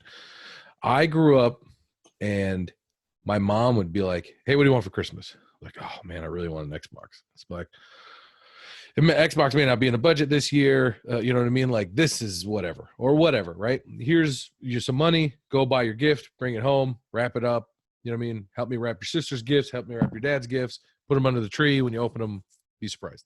Oh, okay, fine. So like to me, I grew up in a way of like, whenever you wanted something, you could get it or you couldn't get it. If you couldn't get it, what would you do to get it? You get what I'm saying? Like, so like we never really waited for a second thing though, was like a big thing for me on birthdays was everybody always got this really awesome cake. You get what I'm saying? Okay. Like, so there's a lot of local bakeries around us and we would get these cakes and you would like, it was a big deal. You had a cake and it was a given. So I started dating Jess. And I'm like, all right, what your birthday's coming up? What do you want for your birthday? She's like, I don't fucking know. You need to figure that out. It's like, making this difficult. Can't you just tell me what you want so I can just go get it for you and you have the thing now that you want? And then she'll be like, and I'll be like, you're not asking me what I want for my birthday. She's like, I'm gonna get you whatever the fuck I want. And it took us a while. It took a couple of years to have the conversation. And I think this is a good example of this book of like, for her, the art of giving a gift and finding a thoughtful gift. It doesn't have to be monetarily valuable, right? So in the beginning, it was like, and I've told this story many times. I don't think on the podcast ever though. So it was my birthday. She picks me up from somewhere. We're in the car. She's like, here, open your gifts. So I got a card. We always make a point to get a card for each other and write something meaningful in it. And I opened this first gift, and it's a clipboard. A metal clipboard. And the thoughts that went through my head, I was like, I'm gonna have to dump this chick. Like this is, and on the outside, I'm like, this is so cool. And I'm like, she bought me a fucking clipboard. Like, I can't be with somebody that inept. Like, that's what you're gonna get. Like, I was figuring out how I'm gonna dump her, and very, very short-sighted, right? Like, I admit this. Like, I was a piece of shit for even thinking all that stuff. Well, obviously, I didn't dump her. We're here 9 years later, and I can't tell you. I couldn't put a monetary value on how much money that clipboard has made me, because when I'm at work, I have all my estimate sheets on this clipboard. So when you're walking around a car, there's no place to put a piece of paper down and write, it needs brakes, it needs tires, it needs, you know what I mean, this is what the measurement of this is what the measurement of that is. So when you have a nice sturdy metal clipboard that you can beat the shit out of and walk around this car, and then, because there's been many times I've forgotten to write estimates if I don't use the clipboard, or I forgot to write these brakes. But now, I mean, if I say it's made me in the last 9 years or 8 years hundreds of thousands of dollars, I would not be exaggerating. So that's a very thoughtful gift, you know, where with me, my language is I like to be told, hey, I just need to constantly hear that you love me. Just like, I'm not gonna fucking tell you I love you. I just did your laundry. I just made you a lunch. I just made the bed. Like, all these actions say this. Words of affirmation. Right. What you like, and she's like acts of service. Correct. So it's taken us a while, and I mean, I wish I would have just read this book 6 years ago and gotten a shortcut. So like, this is, and it's not that like that gift turned out to be awesome for you. Correct. But it's not that, like, even if it hadn't, yes, she spent a lot of time and effort figuring out what you wanted, figuring out something you needed. Yes. That was her thing. And to you, you're like, oh, you know, like, you're both loving each other, but yes, you, like, she loves you like 99, like, if you just like, let's just make up numbers. She's like, you love her 90 and she loves you 90. And then she's putting in like 75 effort into figuring out a gift for you, but you get it and you're like, well, this is like a 5 gift. Yes. Like, she just totally missed the mark. And like that happens so much, and people don't realize that, like people are like, oh, this person doesn't care about me because they're not loving me. But the reality is they're loving you they're loving you the way that they think that you need to be loved, but it doesn't react to you. And that's one of those things that like I can give a good example. To me, greeting cards are fucking retarded. It's a cop-out. Like, cards that you give people on happy like birthday events, and stuff like that. I was like, that's what you do to people that you don't fucking care about. You say, happy birthday, here's a card, fuck off. Like, or it's something that you're required to do. It doesn't make any sense. And so, you know, I would get Edie flowers randomly throughout the year. I would just like, man, I love this chick. I'm going to send her flowers. I know she loves flowers. And then Valentine's Day would come, and I'd be like, well, I'm not going to send you flowers on Valentine's Day. I sent them last Tuesday. I'm forced to. It doesn't mean anything. Right. But I'll send you flowers the day before or the day after. Yes. And so I would do stuff like that. And then one day she was like, I know it doesn't mean anything, and I know you think you're forced to, but it means a lot for me if I get flowers on Valentine's Day. And I was like, so if I send you flowers the day before or the day after, that's not okay? You'd rather just the day up? She's like, yes. Like, fuck it. I don't give a shit. I'll do that. Right. And like, I was resistant for a while, but it was funny because people on Valentine's Day would make comments, but like 5 or 6 times throughout the rest of the year, Edie would get flowers randomly. And they wouldn't. Yeah. And I was like, that doesn't mean like, but I'm showing you that I love you all the time. These people that are getting divorces are only getting flowers when they're required. And she's like, no, it means something. I was like, all right. Right. So I fixed that. But the cards, because I wouldn't even get her a card or whatever else. I would be like, she would come home and I'd be like, hey, I'm going to make you dinner. I'm going to take you out to like this amazing restaurant. When we were younger and broke as fuck, I would be like, hey, I will overextend myself and take you out to a really nice place and do amazing things for you. And to me, I was showing her that I loved her more than anything else in the world. Correct. To her, she was bitter that she didn't get a card. Yes. So we've been together for 15, 16 years. Yes. I'm also, my mom, like my last name is Polish, obviously, but like I'm like 75% Italian from like North Jersey, and then part Russian and Polish, and very, very small parts of the rest of the world. So like I'm the most stubborn person ever. And so like I just have that like the Italian stubborn headedness, and like that's just the way I grew up, and that's just the way I think, and I've shedded it a lot. So anyways, I'm doing all these nice things for her. That's what matters to me. Fucking 2 or 3 years ago, I read The 5 Love Languages, and something happened with a card, and she was like, I really wish you'd get me a card. And I was like, you said that, like, internally, I was like, this chick has said she wants a card for like years. And I would just take her out and do all these things for her and make her dinner and do all this other stuff. She just wants a card. And she just wants a fucking card. I was sitting there, I was like, I'm a fucking idiot. This is like, because I was like, this is, I just get her a $2 card, and she's insanely, because she doesn't give a shit that I'm taking her out to a nice dinner. She gives a shit about a $2 card. I can save so much money here. And so, like, it's just like, what the fuck is wrong with me? Me and you are the same way, dude. For Christmas, I got her 15 years worth of cards. Aww. And I put them in envelopes that just got bigger and bigger and bigger and bigger. All the years you missed. And it was just like, sorry for this one. Sorry for this one. Here's a card. Sorry for this one. Here's a card. Sorry for this. Here's a card. Sorry for this. Here's a card. And I would just, and it was like, it was. How much after did it mean I to did her? that was like the happiest thing that and since then, every time there's ever a thing, I go get a card from Walmart or whatever. Yeah. And I think it's a stupid, cheap cop out for me, but it's not about me. Giving a gift is about them. So we were not in a great financial spot one time. This was a year, and it was my birthday, and we had planned. Usually we like to make a deal of a birthday. You know what I mean? You get to go wherever you want, dress up, get a nice meal. You know, and it was just wasn't going to work out this year, right? So we went to this local pho place, which I love, right? And it was me, Jess, and two other people, and we had pho. We came home, and she was like, "Hey, I've got your gift." And I was like, "You shouldn't have spent any money." She's like, "Just open the gift." And it was a card, right? And she had, like I said, we always make a point to write something really meaningful on the inside of the card. And so she has that, and there's a bunch of coupons. Like, she had cut up this piece of paper, and it was like, back rub. You know what I mean? Like certain acts, you know what I mean? No, I know what you're saying. You know what I'm saying? Like, it was probably a good dozen. In your face, yes. Basically, one of them was titties in your face, but it was all these cool things, and I was like, when can I use these? And she's like, whenever you want. And I was like, and I handed them all back to her right then and there. And she's like, what are you doing? I was like, I want them all now. She's like, don't be an idiot. Put the cards away. But like, to this day, there's still a couple that haven't been cashed, but there's been times where I've been like, how you feeling today? She's like, oh, I'm all right. Now, she'll see me open the drawer, and she'll laugh. She's like, okay, not going to say no. You know what I mean? Like, but you learn, I think me and Dana talked about this in the past. You choose to love somebody. Hey, bud. Oh, that's my Chucky. You choose to love somebody, right? Like he believes this whole thought of soulmate is you have to work to love somebody. Agreed.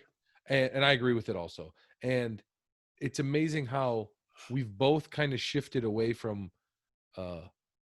material things the longer we're in the relationship to like the example is great example is the card. You know what I mean? Like, you go get her the card and it makes her happier than shit. You know what I mean? Even though before it was like, I really shouldn't spend $400 on going out tonight, but I'm going to because it means it's something tangible that I can show her that, you know what I mean? This steak is $75 and this glass, with her, it's like, we can get pizza and you can write me a card and we can watch TV. Yeah.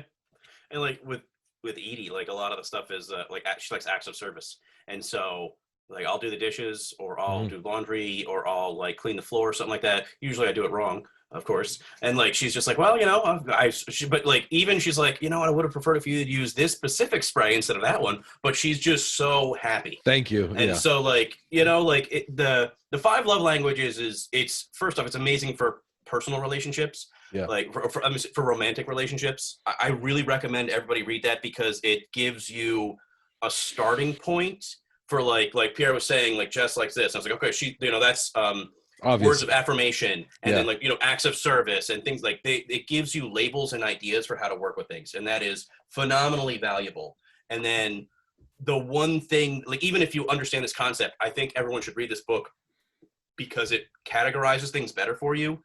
But it is also, like, we talk about it romantically, and I think that was meant to be a romantic book, but the guy even says, I think it's Gary Chapman, he's saying that, like, yeah, this is good for business and platonic relationships as well. And that's absolutely true. I mean, if you're gonna do something at work and you want to impress your boss, if you do something that he doesn't give a shit about, he's like, okay, you spent like days doing this task that needed to get done, but I don't give a fuck about. What about this other task over here? One of the things that I kind of did is that so I recently made some interactive maps of viral presence in the US. That's as much as I'm comfortable talking about. And he fucking loved, like, I did it, and I did a lot of coding to make it happen, and I spit it out. He loved it. He thought they were the coolest thing ever. And so I did a bunch of other stuff that was much more work, and I showed it. And we had a weekly meeting. And the second weekly meeting, he was like, okay, cool. And he didn't seem like happy. I was like, dude, I did so much work for this. This is way more work than the maps. Right. And then the next meeting, he was like, hey, Mike, are you going to show those maps? They're super cool.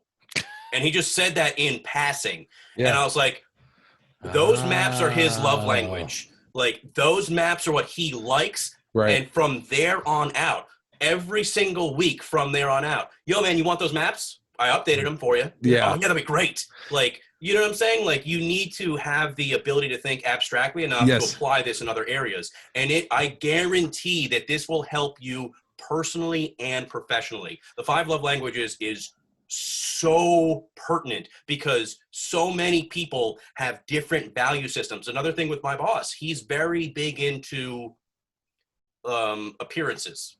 Like it not like, maybe not in a negative way, but like, he's very into appearances, and that's a big thing to him.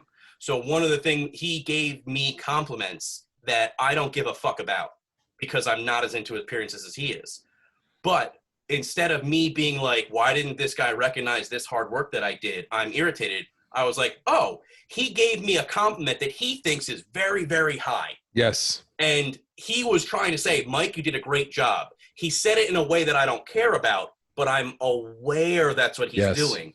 And so it helps not only you help other people, but the 5 love languages also helps you understand that when other people are trying, they might be missing the mark. And for me, I was like, oh, well, my boss really appreciated what I did in a different way than I would, but he appreciated it nonetheless. And so it can be used personally and professionally. And I think that's really, so many people are good people. So many people are good people, but they're looked at as like something's wrong with them, or they're not good people because they don't show it the right way. You know, very few people that you're friends with are just shit human beings that are trying to hurt you. Right. Every single person that is trying to have some weird argument with me on Facebook that's like, oh, Mike, you said this, but like, look at this article, or like, you know, the viral particle is smaller than the smallest pore size on a mask, and blah, blah, blah. Like, I know that they are trying to make the world a better place. They're trying to maybe interact with me in like a positive manner. They're just doing it in the worst possible way because they're talking about a subject that I've dealt with my entire life and I don't want to talk about anymore. Like, once you realize that most people's intentions are good, they're just showing it the wrong way, you can kind of put yourself at ease. And when you use like Never Split the Difference and the 7 Habits of Highly Effective People and Extreme Ownership, and you utilize those techniques to talk with these people that genuinely care about you but are doing it in a weird way, you can not manipulate, but you can change how they show they are trying to be cool with you. And it's like, you know, you can use, I'm not very good at it, but I've been able to use techniques to be like, this person's trying to be cool with me. And I'm like, hey, you know what? Why don't you do this instead, man? Like, hey, you know what? I'm tired of that. Let's just talk about this instead. And people are like, oh, in order for me to talk to Mike, he wants me to talk about this instead of this. I thought he wanted to talk about this. Let's talk about that. You know what I mean? And it's, you will enrich your life. 5 Love Languages is an amazing book, and it will enrich your life. So the caveat I'm going to add to all this entire list is the most, and success can be measured in a lot of different ways, right? And this is a horrible example, but like some would say, even though I completely disagree with what he did, Hitler was somewhat successful, even though he used a lot of power to do horrific things to the world, right? Mm-hmm. My point to say that is, like, if you read all these books and you learn all these lessons, it's on you to still be a good person. And I don't think we're pandering to a bad crowd. You know what I'm saying? Like, but like the thing you said earlier is about like, you have to be careful. especially like with your significant other, like this will make your life better if your intentions are still positive. Yeah. If you learn how to, you learn if like, look, if I come into the house and I do the dishes and mop the floor, even though it's kind of shitty, right? And I do this and I get her a card, then I can get a blowjob every night. And then she starts realizing the only reason you're doing all this stuff is to get, you know what I mean, this thing from her, right? Yeah. That's going to set you back that's going to set you back forever. But if you do it in a way that's like, you actually care and your intentions are there, I think So that's what. So a large part of the 7 Habits of Highly Effective People goes into that. It says you need to be a good person. You can't take advantage of this. You have to make sure you're doing it right. Otherwise, it's going to burn you. And that's one of the reasons why I think 7 Habits of Highly Effective People should be read immediately after like the Talent Code, is because it makes sure that it tells you when you're doing these other things, these short-term gain, long-term losses are in fact long-term losses. right. You don't want to ruin a good relationship because you figured out a way to manipulate somebody. You want to do it because it's you both want to excel each other and be happier. And 5 Love Languages talks about that, but the 7 Habits of Highly Effective People really goes into like production capability, not killing your golden goose, etc. And that's why I think it's such a powerful book, because it really sets your mind up to do all of these other things in the best way possible. Now the book I want to talk about. Blink. Blink.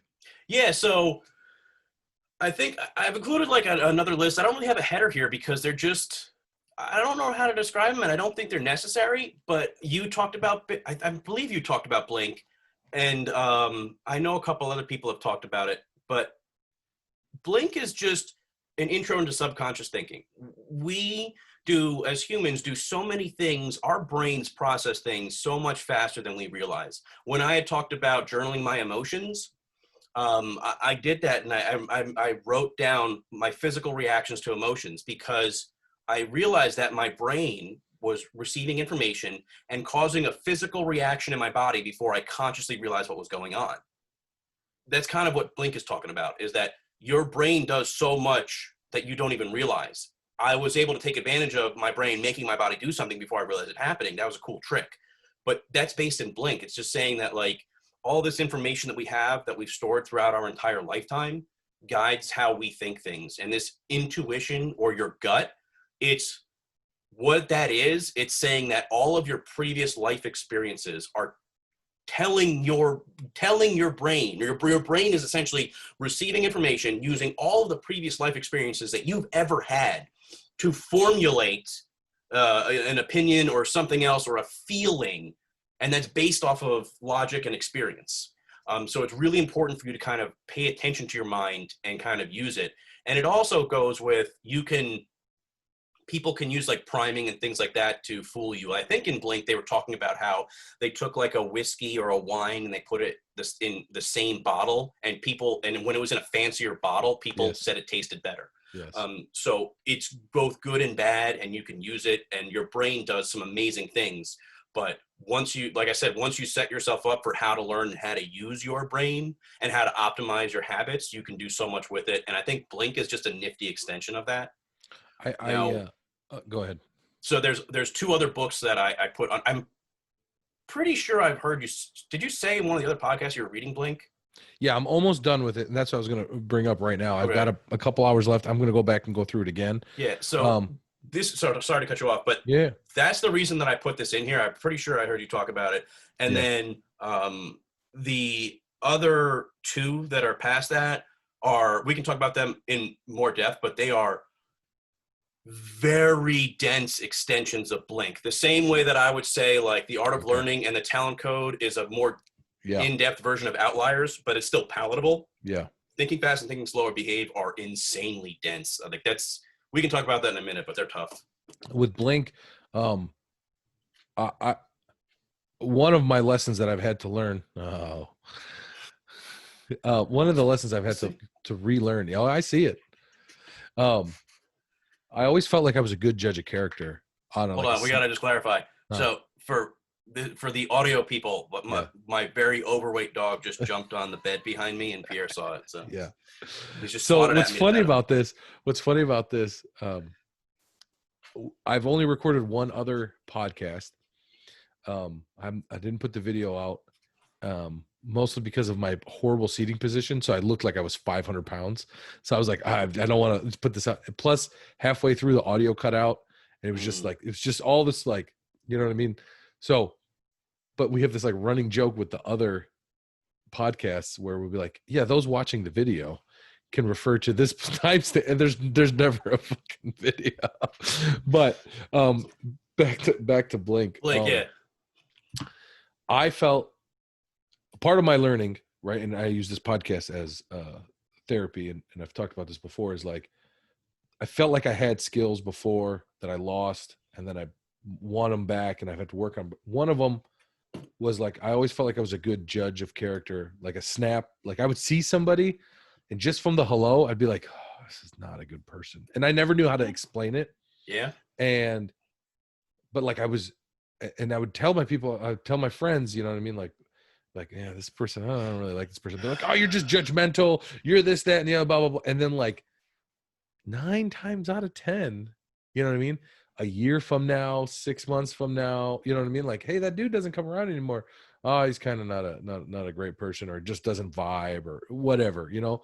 And I like, I've had a self-confidence issue. So I would automatically assume that people that are more intelligent than me, you know what I mean? Like, you got a 4.0 in school, therefore you know more, right? And then your opinion stands.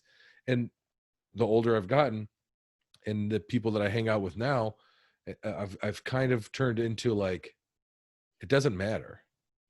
Like as long as I do what I need to do to be successful, like somebody else's opinion is not influential. Other people's opinion usually can only be negatively influential to you. So the 7 Habits of Highly Effective People. I gotta read this fucking book. I'll start it soon. I promise. It talks about the circle of control. Yeah. And that's what you can control around you. Then the circle of influence is what you can influence around you. And the circle of concern, which is what you can be concerned about, but can do absolutely nothing. Right. And a lot of people are like that, where they're just like, they are focused on like, those people are in the circle of concern.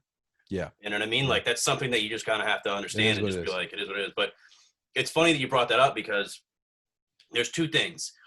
Edie has the same thing with people, because she grew up in like Elizabeth, New Jersey, and it's a fucking ghetto, and she's like very attractive. So she's had a lot of problems in her life with like people you know, hitting on her, stuff like that, and you know, other things that I don't want to get into. But she, because of that, and because of like, you know, the way you grew up, and because of the way other people that we know grew up, it's not a miracle that they know how to read people. If you go back to the talent code, the art of learning, and Outliers, they have been reading people forever. And if they didn't read people, they lost money financially, or they got into trouble, or they got hurt, or whatever else. So they've had to learn how to read people well, so they have good experience. Me, I'm an unattractive, nerdy white dude, so I don't have to read people. Correct. So my reading people skills were terrible. I can look at a science experiments and tell you what the fuck is wrong with it immediately. Right. Like, people do like experiments around me in my labs, and I was like, that's not going to work. That experiment is not telling you the answer that you want. You have a confounding variable. And like, you see, I can detect that. And you see it from the whole picture. Yeah, and you see the whole picture immediately. It's not like you're looking at like, all right, he's going to do this and that, and then that's going to get. You're not working through the You're not working through the formula to get to the answer. You look at it holistically from the outside, from the top, and immediately know in your gut that's not going to work. Yeah, and I mean, it's because of how I was raised and what I do, and I'm getting better at reading people because I'm putting effort into you know, my emotional intelligence and my social skills and things like that. But you know, people think that like I have like a very high IQ. I got tested when I was very young. My IQ is higher than most of the population. But I say that to my wife all the time, because it comes up with my wife every now and then. And she's like, yeah, but you're really smart. Why don't you know this? I was like, because I'm terrible at reading people. Yes. It's like, how do you not know this guy's not a fucking psycho? It's so obvious. It's like, but he just seems so nice to me. I have a friend back in Michigan the same way. Like, he was the valedictorian from like preschool till he graduated fucking college, right? Like one of the smartest dudes, arguably, that I know. Yeah. Right. But you tell him, like, dude, you just didn't notice this one thing? And he'd be like, no, man, it's got to hit me in the face with a baseball bat before it clicks on. Oh yeah. I mean, and that's that's the whole like Outliers talent code thing helped me out a ton with that. But it's very, and Blink is a good extension of that. But it's really, subject matter experts in one area are not subject matter experts in every area. Correct. And just because you're smart, like Edie always says, like, you're so smart, but you're so stupid. And I was just like, yeah, certain things, man, what are you gonna do? Like, I can code my ass off. I'm fucking running circles around the data analysis group right now with certain things that I'm doing. But I mean, I can't read people for shit. And I mean, it's very unlikely they're going to be good at everything, but you can get better at all of these bad things. And that's why I love the talent code, is because they're just like, yeah, man, you suck at this. Keep trying, keep failing, get better. You can get better at anything. For the longest time, I'm a socially awkward weirdo, and I fuck up the social stuff in my relationship as well. And then once I started working at it, I was like, man, I can improve the social stuff. This is unbelievable. Right. And it's just helped everywhere. And I'm that one case. Maybe people are socially amazing, but they don't understand personal management. They don't understand coding. They don't understand certain math aspects of it. They don't understand some aspect in their life.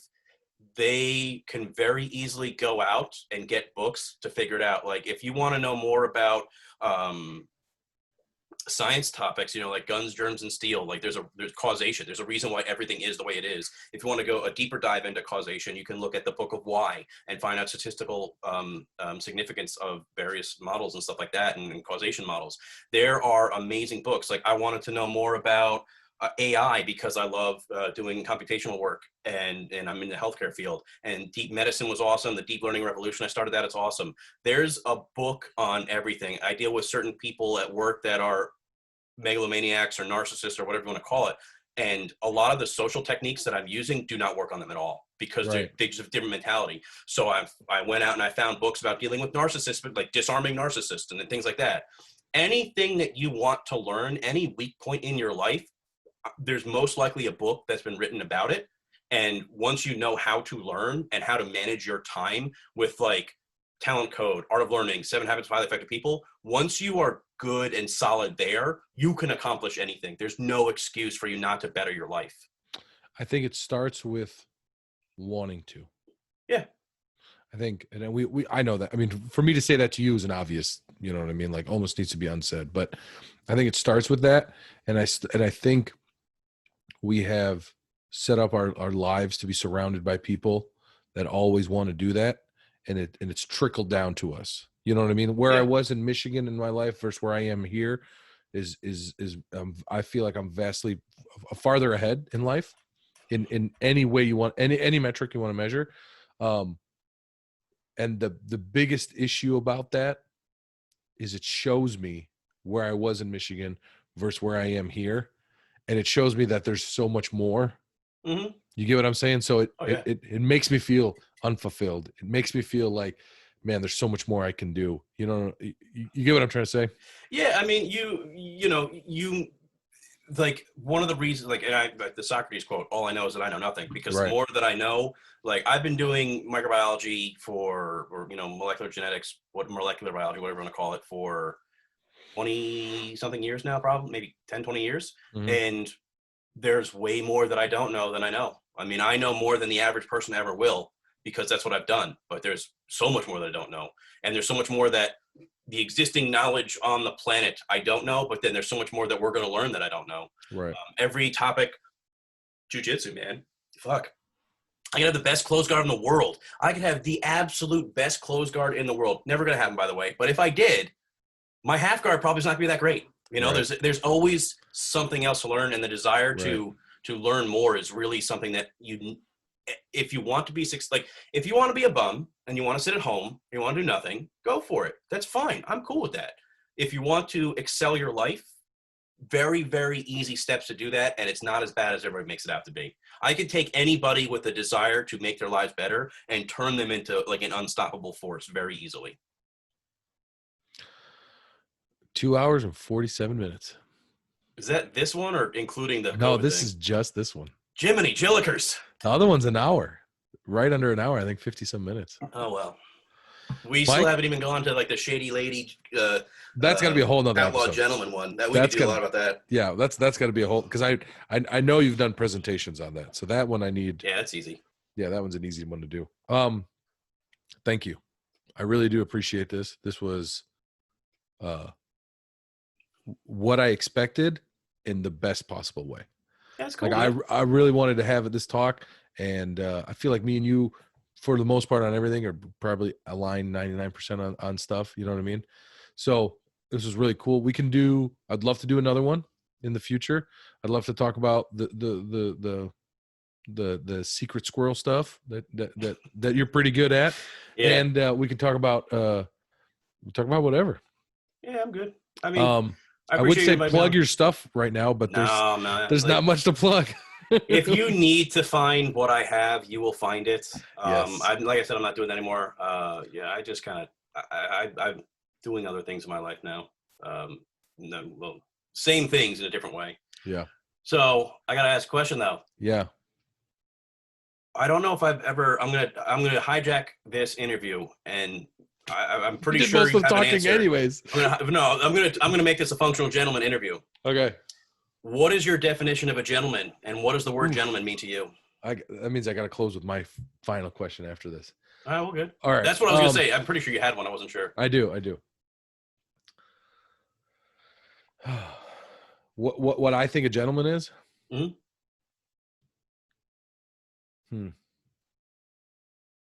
I don't know, man. I think that the word gentleman sometimes gets misconstrued. I think it's got I don't want to say a stigma because that's got a negative connotation to it, but I think like I believe in life wholeheartedly.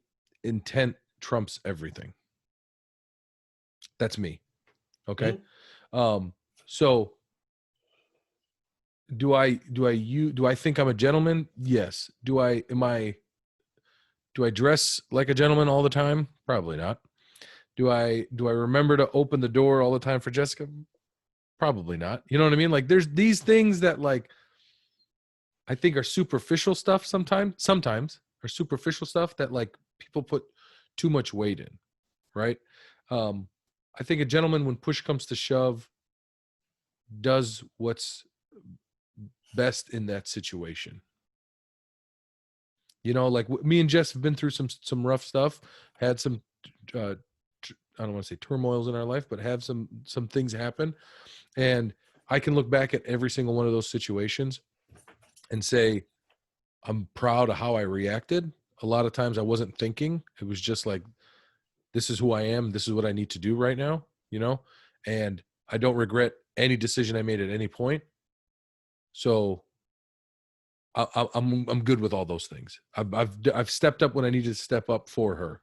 So, do I use the word bitch sometimes when I shouldn't? Negative, never. Like, you're a fucking bitch. You know what I mean? Like a joke was a long time. I'd introduce Jess and I'd be like, go ahead, introduce yourself. She's like, my name's Jess. I'm Pierre's bottom bitch. And people's brains would explode. And I would just laugh because that's the relationship we have. So, is a gentleman someone that wears a suit and dresses up and knows what belt to? Yes, that's part of it. Do I have that part mastered? No. Do I think I'm still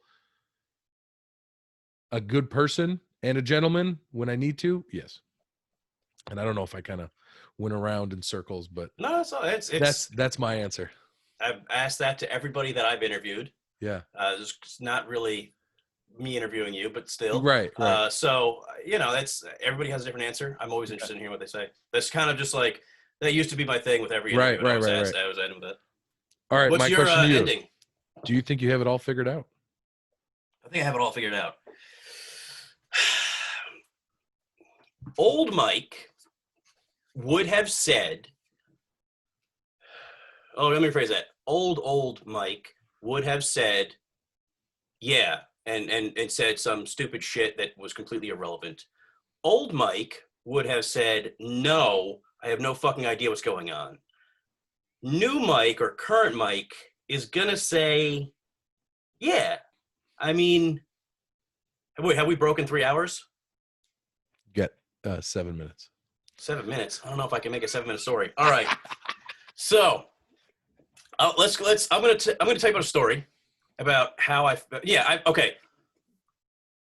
I'm gonna break with what most of your guests are probably gonna say, because I'm gonna guess most of your guests are gonna say, I haven't figured it all out. I'm trying to figure it out, and anybody who says they have figured it out doesn't know what they're talking about. That's the litmus test. That's literally me and Dana's conversation all the time. And if you go back and listen towards that tail end of most conversations, I let the guest answer, and then I'd be like, look, this is what I usually, you know what I mean? If they say yes, if they say no. But go on.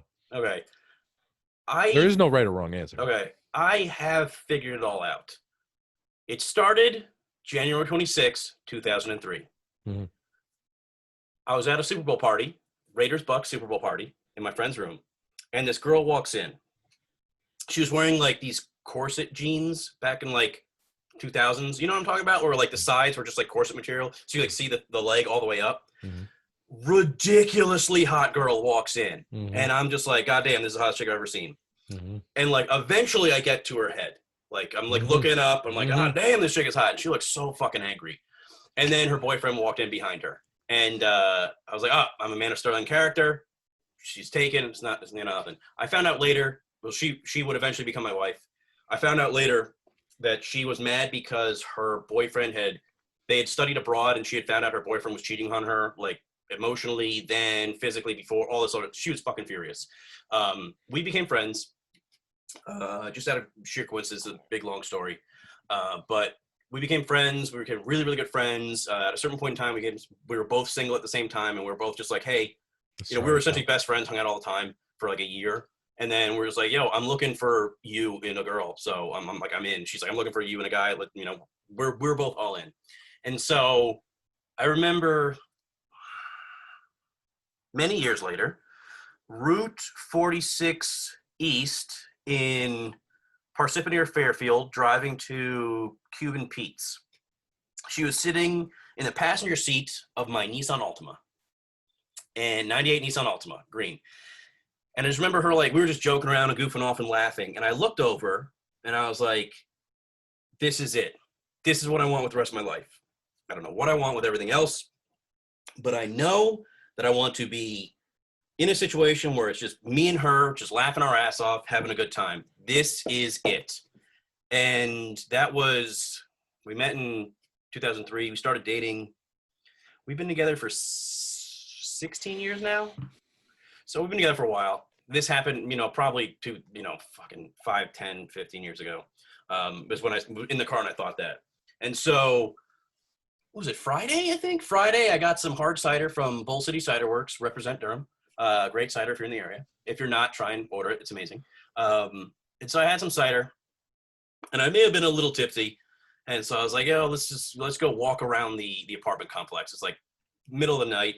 We're walking. We're, 16 years. We still take walks, trying every night, holding, we hold each other's hands and stuff like that. It's a good time. I'm just walking, having a good time. It was a fucking awesome time. And as I'm walking around with her, just looking around, I was like, man, this is awesome. And so one thing leads to another. And like, it's probably like midnight now. We just got done banging on the couch. I'm lying on the floor in between the couch and the coffee table, naked, and I just grabbed the fan, like the remote control for my fan. I'm just like lying there, like exhausted and sweaty. And I just click the fan on, and the fan starts spinning. And like, I'm underneath the fan. It's nice and cool. And I just like look over and I see her, and I look up and I just like look over to the right and I see my dogs, and I look up and I see this fan. So I'm in my house with this fan that I installed, cooling me down. Had a great night, and I'm still with this chick. Been with her for 16 years. And I look over and I'm like, that's it. That's what I want. I'm good. Like, this is it. I figured it out.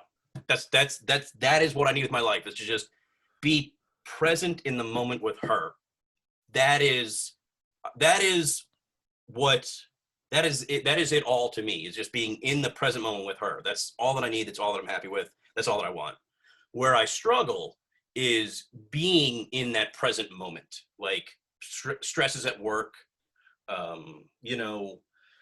other weird stuff that's happening around me, gym drama or something like that, get an injury and I got to go fucking to the doctor or some shit. And I'm stressed out, like I'm pretty confident that I figured it all out. Like, that is all that I care about. That's all that I want. That's all that I want to do, is be with her. It's difficult to really be present in that moment and appreciate what I have. But I am insanely lucky with her. And for whatever reason, like that, you feel it. Like, Like, I feel it. Like, I know. I don't even know how to describe it. There's no way for me to describe this at all. But I know that I figured it out when I'm with her, and I'm present with her because everything else is just gone. It doesn't matter. I became very conscious about how I speak about Jess and our relationship. Mhm. And I know a lot of people in a lot of relationships that are very happy. I've never really heard, I've never, and I may be mistaken, maybe I'm not, but I haven't really heard of somebody like talk about, make me think, maybe stop and be like, man, dude, that dude thinks about their significant, that person thinks about their significant other like I think about Jess. I think the last 4 minutes of you talking could not have embodied more how I feel about Jess. Like there's been, I know the time, that moment in the car where you're like, this is it. You know what I mean? The moment of like, after you've been banging and you're sweaty and you're in your own place and you just look over and she's content. You know what I mean? Like, it's like, I don't know if she has those moments. I don't know if Edie has those moments. You know what I mean? Because if I had to venture and guess that both of them, and both of them are similar, right? Yeah. Both of them are like, they've known that this is what they want. You know what I mean? Where we, and I'm speaking for you and correct me if I'm wrong, we're like, I don't want to say I never expected that. I always knew this would happen. I always knew I'd find the perfect person for me. You know what I mean? Like, but sometimes it's just like, holy shit, like we'll be doing something random and I'll just like zone out and she'll be like, where the fuck are, I'm like, I love you. And she'll be like, I know, motherfucker. Like, I wish I had the words, and I think you've had those moments, you know what I mean? Where I could Oh, like, you know what I'm talking about, right? Like, yeah, it's so not just, go I'll ahead. give you a good example. Well, part of my vows, but um, like that happens all the time. Where like I never Yeah. thought, I was gonna. I was a weird, awkward nerd that loved fighting. Yeah. My plan was to get a job as a biology tech somewhere, make enough money to go to a gym and fight and do steroids and get fucking jacked and go to the Yeah. gym because that's all that I cared about. I Right. never really thought, I was like, there's no way that I'm going to find a girl that's going to click with me because after like 18 years of I never really had I never really had a girlfriend until I was Me like 18 neither. or 19 because Me I was just neither. like, like I never met anybody that I was just like Henry Henry Rollins has this cool thing where somebody like they asked him, this is like, well, you know, like aren't you with somebody? Don't you have a girlfriend? He's like, why would I want that? You know, I'm gonna wake up in the morning and look over and they're gonna be there. You know, Yeah. like that's what I thought about all these chicks that I met, and I was like, Yeah. I don't want to like roll over in the morning and see that. Like Yeah. that's just fuck that. You know, like but with But Edie, I'm just like, now you'll drive 10 hours that's just to fucking be in bed. fact. If And Jess it's works, the days Jess work, I know I'm cutting you off, but the days Jess works and I wake up in bed alone in the morning, like I'm bummed. yeah, She'll know at the end of 3 days of working in a row that I won't see her because she goes to the gym before I get off work and this, that, and the other. Like I'm in a fucked up headspace on a weekly basis because I don't get my Jess. You know what I mean? yeah, that was a big problem that we had in LA, and one of the reasons why we left LA is because Edie was a wedding photographer, Yeah. and she was working like Friday and like I worked 9 to 5, and then she Right. worked Friday and Saturday, like Friday night, Saturday night, and like sometimes during the week when there's events and weddings, she wasn't around. And Right. it got to a point where I was just like, listen, I'm not okay with this. Like I've supported you, I've Yes. dumped like $40,000-$50,000 into your equipment and your Right. training or this and that, and like I know you've made money back and et cetera, et cetera, et cetera. Like I'm supportive, Right. but I'm not okay never seeing you on the weekends. And like Right. as her business need got you. better, every single night she'd be doing an event. Right. And then I was like, I don't see you anymore. I'm not okay with this. Like, I'd rather be and I broke told and her, have you yeah. than rich and not see you. I told her, I was like, I understand this is your passion, but it's not working for me. And she was stressed and miserable because her hours sucked and she couldn't see me. And she's like, this isn't even my passion anymore. It was my passion, but like doing it professionally for a year, just there's no fun in this. Yeah. And I don't get to see you. So she got a different job. And like, that's, you know, we had that problem, but it's so getting back to like the I don't know, this is a little weird, but like, so our wedding vows, because like I'm like a social retard, so like my verbal skills are awful, and so like I can't design an experiment to quantify how much I love you. I don't understand this. Yeah. So one of our wedding vows, we wrote our own vows, and I said, like, I have no clue how to describe to you how much I love you, but I will spend the rest of my life trying if you'll let me. Because that's like, I just don't know how to tell her. Yeah, I tell Jess all the time. She's like, I love you, and I'm like, I'll say I love you. She's like, I love you too, or she'll say it first, and then I'll be like, more than you know. She's like, what do you mean? And I'll be like, and I've said it to her. Other than that, like that's the one way I say I love you. But there's another time where I'll be like, you can't comprehend it. And she's like, what do you mean? I was like, you can't. You'll never be able to comprehend it. She's like, what do you mean? I've chosen to spend the rest of, obviously we're spending the rest of our lives together. You know what I mean? Like, and when you got 2 cats and a condo and all this, there can be crazy circumstances. Yes, I know, but I never know how to quantify it. And that's a good way to put it. I'll try to show you, you know what I mean? But like, you just need to understand it's way more than I can ever put into words. Yeah. And I mean, it's also like a weird issue for us, right? Because we are dating so far out of our range that it's just like, fuck that shit. Fuck every motherfucking piece of shit that's ever said that. Fuck you. You're a lesser man. You can't get a chick that's that much better than you are. I can. I'm a pimp. Yes, I got a gut. That's cool. That's fine. I'm sure as fuck made up for it. You're either dissing the chick or dissing yourself because you can't get a chick that much higher than you. Go on. But I mean, like, it's like for me, I'm just like, yeah, like dudes hit on her all the time. I like to step back and watch. I like to. I'm not bullshitting. We go to a bar, and dude. We were at a bar one time watching a concert, and now the interview's degraded into us bullshitting. But it's all good. It's fine. You can stop and turn it off. Formal interview, sort of over. Yeah. Thanks for listening. We were at a bar one time, and we were like, my hand in her back pocket, watching this concert, this, that, and the other. Drinks and finish. I go to buy her another drink. 15 feet away at the bar, I turn around. Right. And this dude comes I mean, like I hadn't even walked away. And this dude walks up and he goes, are you okay? You look sad. And she's like, what do you mean? I'm like, I'm having fun. So he tried to get an in and didn't get in. I come walking. So I turn around. I see her. I just stood back. Shoot your shot, bro. Take a chance. I am not that. I am. You want to kill him? So listen, I wish I had the emotional. I'm working on my emotional intelligence. I promise. I'm trying, but I still love fighting. So for like if this sort of like we don't really go out to bars because she doesn't like getting hit on and I don't like it. And and it's just like, oh, you want to fight me now? And it's just like if somebody hits on her, it's like even if they don't know I'm there, I'm just like, oh, so we now have to go outside and I probably have to stab you in the taint a couple times. Yeah, it's like this is gonna go downhill fast and like. I can do like people have said a lot of shit like about me and like I've been out with friends and people start shit with me and I'm like whatever, it doesn't matter. Yeah, like I don't care. Some guy like banged on her door in college one time and I whipped the fucking door open and I chased him down the hallway like threatening to kill him and I was like fucking with her is how I lose my temper and not like but like if something happens to her about her I'm like.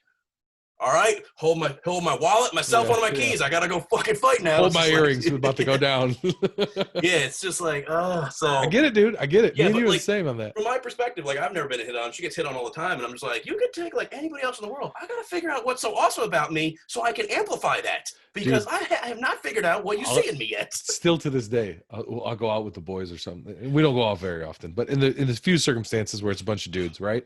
I'm a flirtatious guy, right? Jess knows that. She's not worried about it. I'm not going anywhere. But somehow a conversation will get struck up with a woman, and then I'll put the effort. I'll flirt. I'll flirt, and the chick will flirt back, just to the point where I'll be like, if I ask this girl for her phone number, I'm pretty sure I'm going to get it, right? And that's kind of where I stop. And then I'll come home. You know what I mean? I'll come home and be like, hey, bitch. I had some chick flirting with me. And she's like, oh, that's cute. Was she good looking? I'll be like, smoke show. And Jess will be like, cool. I'm like, wait, you're not jealous? Like you're not. She's like, you ain't going nowhere, motherfucker. Like, did you have fun with the guys? Cool. And I'd be like, I need you to get mad a little bit. She's like, whatever. So, Edie's like super jealous, which is funny because she never has to be because apparently I've been told I've been hit on multiple times. Don't even. But I've never realized we were out at my friend's bachelor party and there was like this personal trainer. And she was a little large to be a personal trainer, which I let her know later. Oh. But like, she was just like, she's talking about being a personal trainer for like girls. And she's like, oh, I'm such a good personal trainer, this and that. And I was like, oh, so you teach them to do like squats or good mornings or straight like deadlifts or something. So the glutes are better, right? Mm-hmm. He's like, well, we don't really work on that. I'm like, what kind of fucking personal trainer are you? And she was just like, and like, apparently all the guys around me were just like, that chick was totally hitting on her, or that chick was totally hitting on you. And then you just started degrading her personal training abilities, like all in saying she has no clue how muscle structure works. And I was Hell yeah. I was like, but it's true. She should be doing squats. It's the best exercise. And they're just like, small her ass is. That bitch should have a way bigger ass. Yeah. Well, and then I was sitting there, I was like, and like she was, I may have said, plus she does not look like what you would want in a personal trainer. I mean, I don't think she could do a squat with proper form herself. And like, I think she may have overheard that and got mad. But like, that's typically what happens when like Edie is insanely jealous. Yeah. But I'm just like, yeah, but I've never been hit on by a girl. What are you talking about? Yeah. And she's just like, I've seen it happen 4 times, you retard. So it's like, yeah. We need to, hopefully when the apocalypse is over, we need to come visit. I know we've been talking about since you bought that house. Oh yeah. But again, well, I think Craig is. I'm going to try and get Craig. EWO got canceled because of COVID. Right. But I think we're going to do ECQC next year. I got to talk with them and make sure his schedule hasn't filled up too much. But that'll be an excuse. Otherwise, that would be a great excuse. We can send them shopping, and then me and you can go try and stab each other in the taint. Yeah, I got to get back to Camden. I haven't seen James in forever. I want to take immediate action medical or something. You haven't taken it?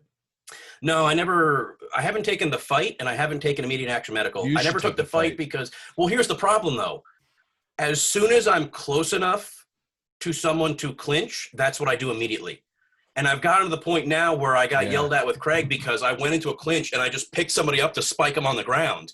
Yeah. And Craig was like, no, there are no mats, Mike. You can't do that here. So like it's my entire life is clinch work. So like I don't want to go into the fight and just as soon as somebody grabs a gun, I clinch and lock a Kimura and like try and like there ain't no touching. There ain't no clinching in the fight. So like I don't know how to deal with that. Yeah, just don't. Yeah, fuck it. And I'm not saying I'm too clinchy to go to the class or that's better. I'm just saying like I would fuck up the class constantly for everybody else. Yeah. So I'm not sure how to deal with that because I've tried that twice where I do like sim work. Yeah. And okay, don't touch this person or we're going to stay hands off. And as soon as an arm went to the waist, all of a sudden I'm picking them up and they're in the air and they're just like, Mike, put them down. I'm like, oh shit, sorry. So it's like,